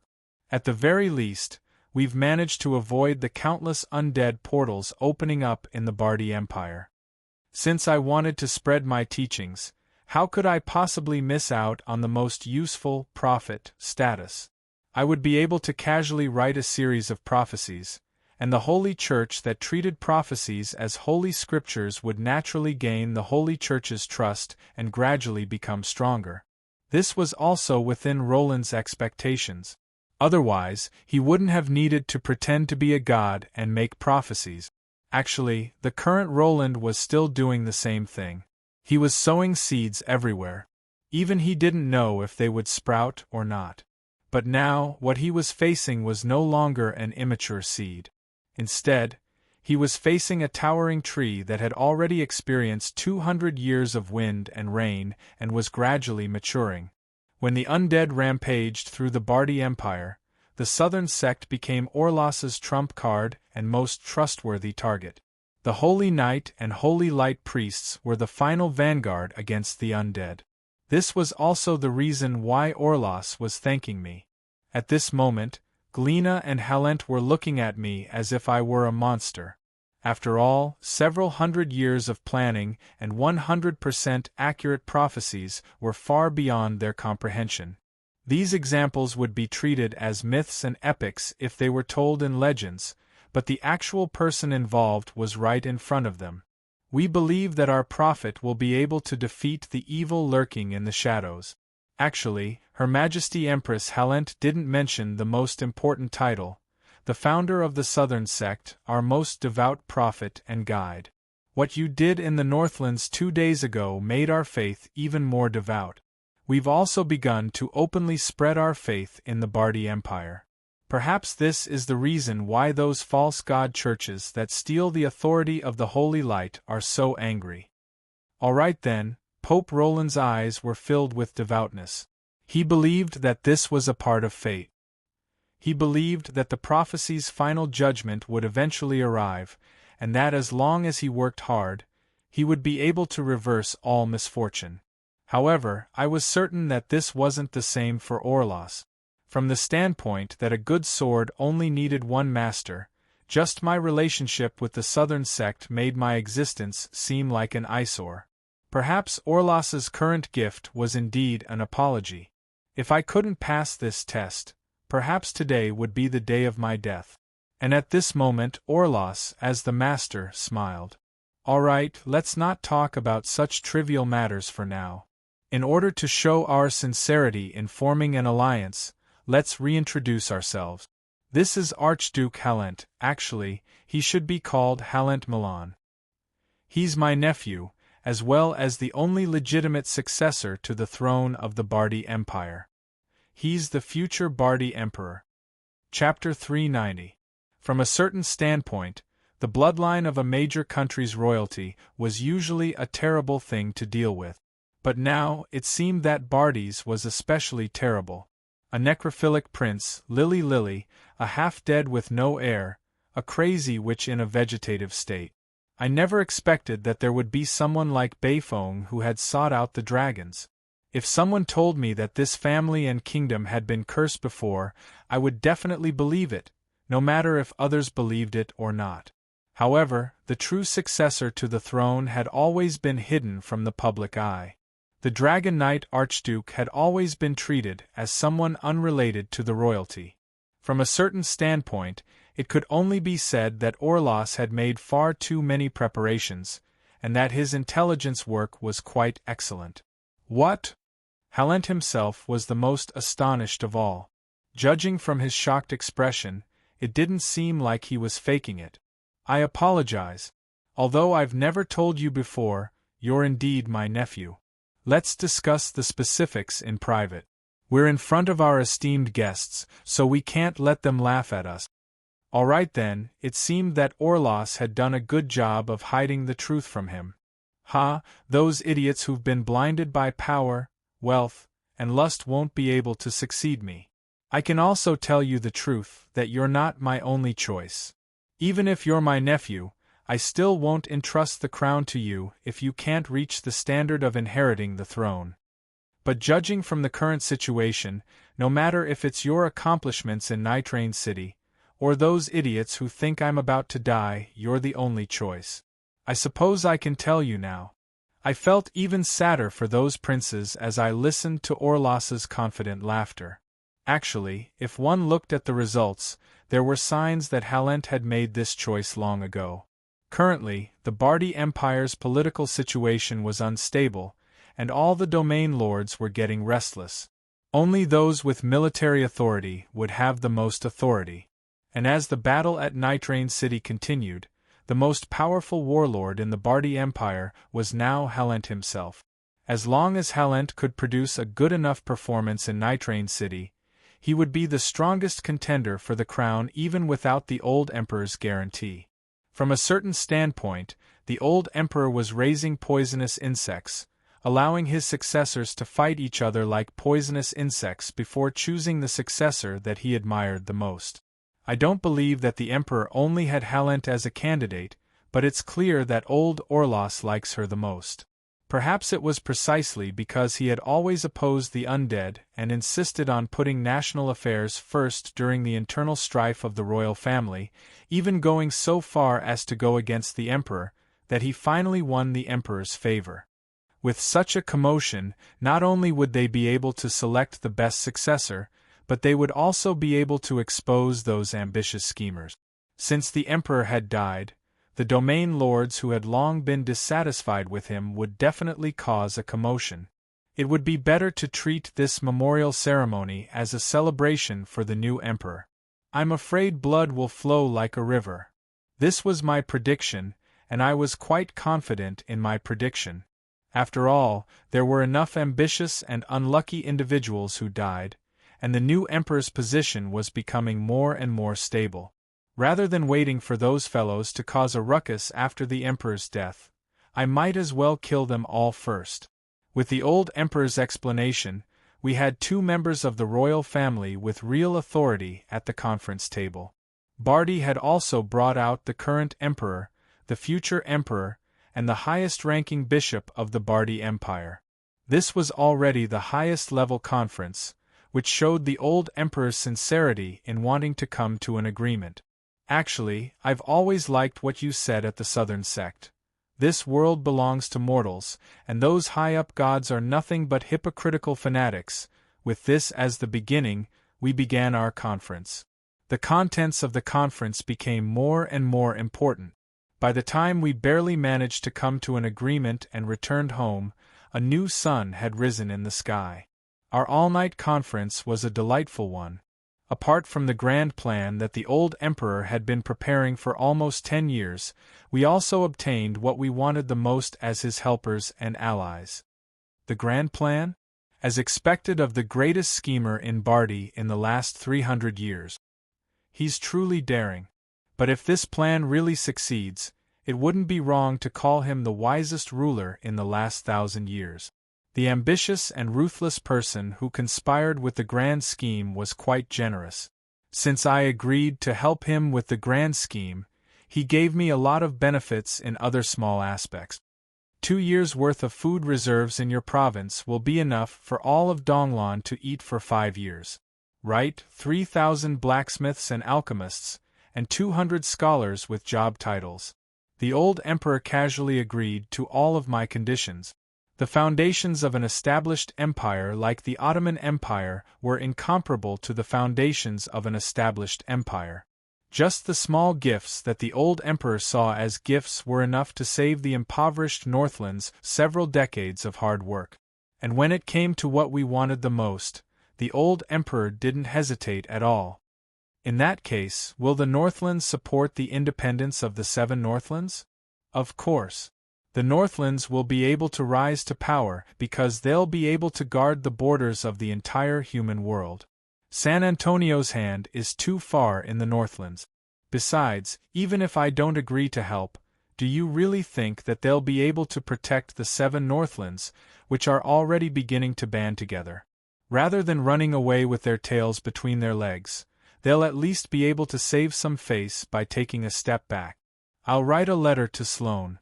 Allowing the Casola dukedom to become independent and causing another mega-empire like San Antonio to lose a vassal state was something that the Bardi Empire wanted to see. As for the additional costs, well, the Bardi royalty wouldn't be the one paying. Sacrificing the benefits of some local nobles and weakening them was something that the central royalty wanted to see as well. For us, the most important benefit wasn't the aid we received. Instead, it was the relationship we'd already established with Haaland.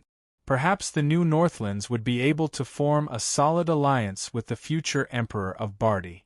Actually, perhaps it was a coincidence, or perhaps it was fate, but due to a series of coincidences, the meeting between the Northland's most outstanding leader of the Mist Alliance and the future Emperor of Bardi was destined to leave a deep mark in history.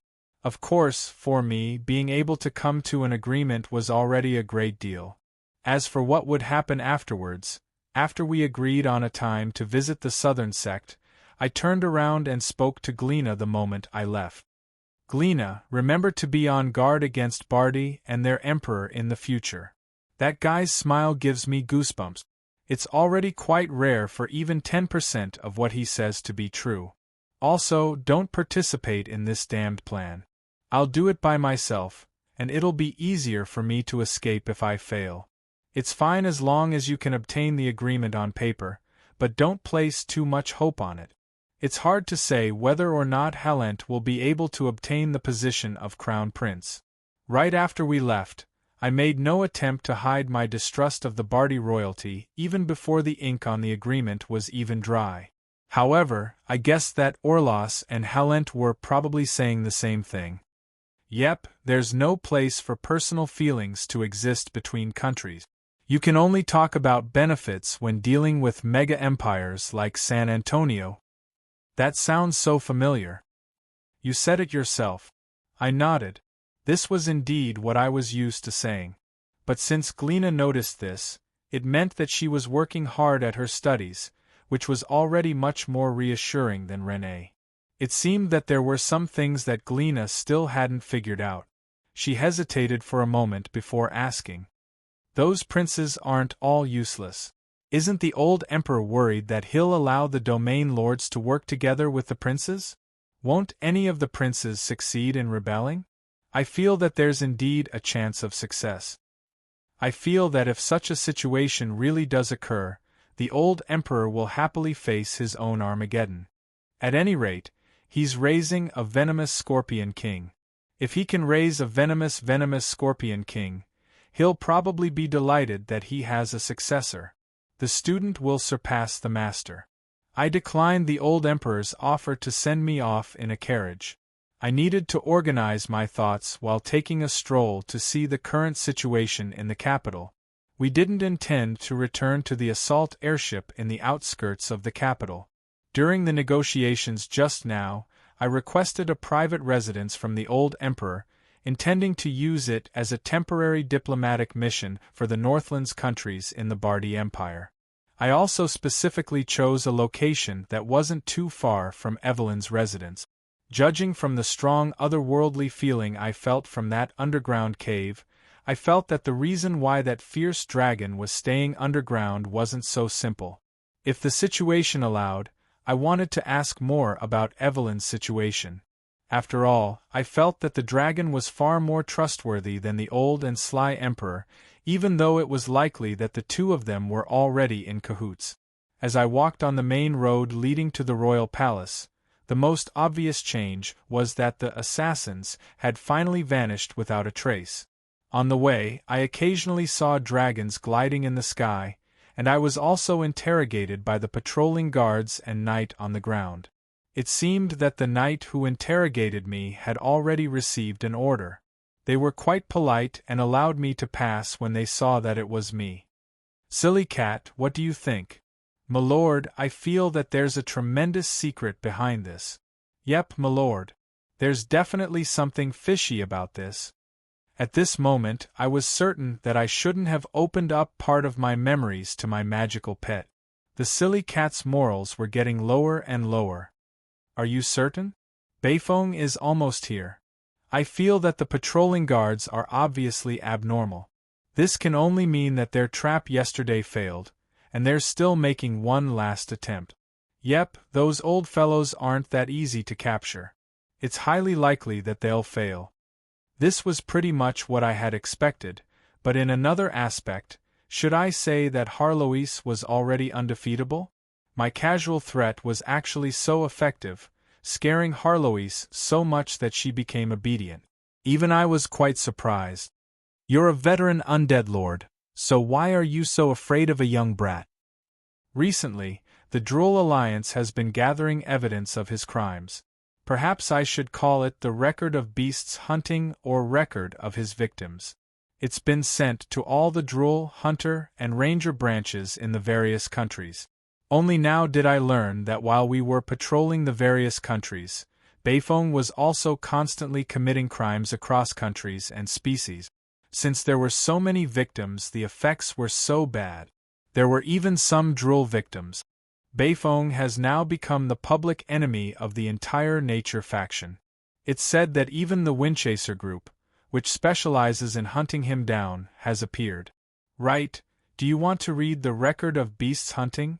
Eagle Storm received a copy 2 days ago. It's so thick that it can be used as a brick to hit someone. You'll probably understand if you read it. Ha! Do you think I'm an idiot? Do you really think I'd touch something that's destined to blind me? Actually, Beifong often disappeared and then suddenly appeared. I could guess what he had done, but considering that his personal abilities and loyalty were excellent, and that his actions hadn't broken any laws. Yes, that was the main point. There wasn't a single country that had any laws that prohibited such actions. The law doesn't prohibit such actions, it's not a crime. That was why, from a legal standpoint, Beifong could only be condemned from the perspective of morality and good morals. However, our law faction followed the rules of the law. The Drool Alliance was a radical terrorist organization to begin with, and it had never been a reasonable organization. Yet, even the normally neutral hunter and ranger organizations had begun to hunt him down. It was likely that Beifong was in for some serious trouble this time. Considering the fact that this seemed to be getting more and more interesting, I seriously considered how to get out of this situation once the druids surrounded me. The entire nature faction. The last person who was wanted by the entire nature faction was the Pestilence Monarch, who was on the Calamity rankings. I never expected that I would have such a major character under my command. Perhaps Beifong will one day enter the top 10 Calamity rankings and surpass me. Should I learn from Orlos and be happy that Beifong surpassed me? How about I just beat him up and then send him out to exchange for bounty money? Beifong was quite stubborn anyways. At most, I would give him half of the bounty money. Perhaps if he did it a few more times, no one would want to hunt him down anymore. Brother Beifong. While I was having random thoughts, I suddenly heard Glena's voice. Humph, I know that you have a good relationship with Beifong, but don't plead on his behalf. I mean, isn't that Brother Beifong? Alright then, Beifong was wearing a black windbreaker that covered most of his body, and his hood covered his half-dragon face. His black attire made him seem incredibly wretched and suspicious, but that black lizard tail with a pink bow on it exposed his true identity. If this wasn't the Royal Palace district where suspicious people were everywhere, someone would have probably called the police already. Right now, he was surrounded by several Knight Beifong, and they seemed to be talking about something. Let's just pretend we didn't see anything. If worst comes to worst, we'll use diplomatic channels to get him back tomorrow. But when I got closer, I discovered that it wasn't the Knight capturing perverts that I had expected. Instead, it's already 500 silver coins. I can't go any lower. Look at the printing, the expressions, the artwork, it's amazing. They're all top-quality items. Brother Beifong is trying to sell erotica. Do you know what erotica is? There are many erotica books in Sulphur Mountain City. I definitely haven't collected any erotica books about you or Uncle Adam. The two of you aren't compatible at all. This is a completely blind mat. Alright then, I've already given up. As expected, There really wasn't a single normal person among my subordinate. That lass collected the erotica books about you and Grimm, you and Shueti. You should do something about it, but right now, even the city lord of Sulphur Mountain City, is looking at it, so it doesn't seem like she can do anything about it. Right, I heard that they've already decided to hold an annual festival where they can sell their erotica books, just like that C-87 in your memory. I heard that during last year's C-12 festival, Momo's hardcore erotica sold 13,000 copies, breaking a new record. I won't tell you who she used as the model to create the erotica books, since you can probably guess it. Harlois was betraying Glina while stabbing me in the heart. I didn't want to guess at all. Actually, when I left Sulphur Mountain City, it was the most peaceful area in the underground. Artists in war-torn areas would easily starve to death. Coupled with the many years of influence from transmigrators, Sulphur Mountain City's culture and art industry was already extremely developed, but it seemed to be overdeveloped. Those bastards, now that I thought about it, I really couldn't do anything about it. Right now, the city lord of Sulphur Mountain City was Anne, and the Church of Law was in charge of religious affairs. Without any official position, it would be impossible for them to issue documents like 330 suggestions on how to regulate the construction of Sulphur Mountain City's spiritual plane.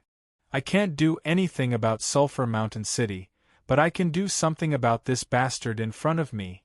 When I aggressively walked over and saw me, Beifong suddenly trembled.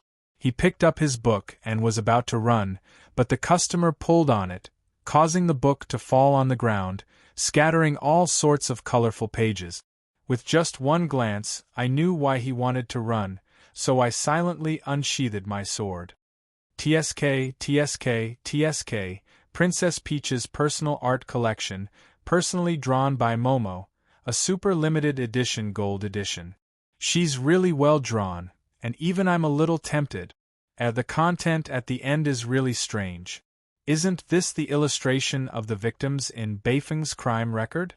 Beifeng, do you even need to preach when you're scamming money? Halfway through reading, you suddenly changed into such a thing. Even if you don't become a eunuch, you'll at least become a pervert. Isn't this 10 times worse than poisoning? Right now, Beifeng Herald had no way of responding to Harlois Schadenfreude. Right now, he needed to do his best to think of a way to survive a certain berserk sword saint whose veins were popping out. Boss, I'm sorry. I'm just trying to increase my sales so that the world can understand my personal hobbies. I've tried so many cover girls, but you're still the best.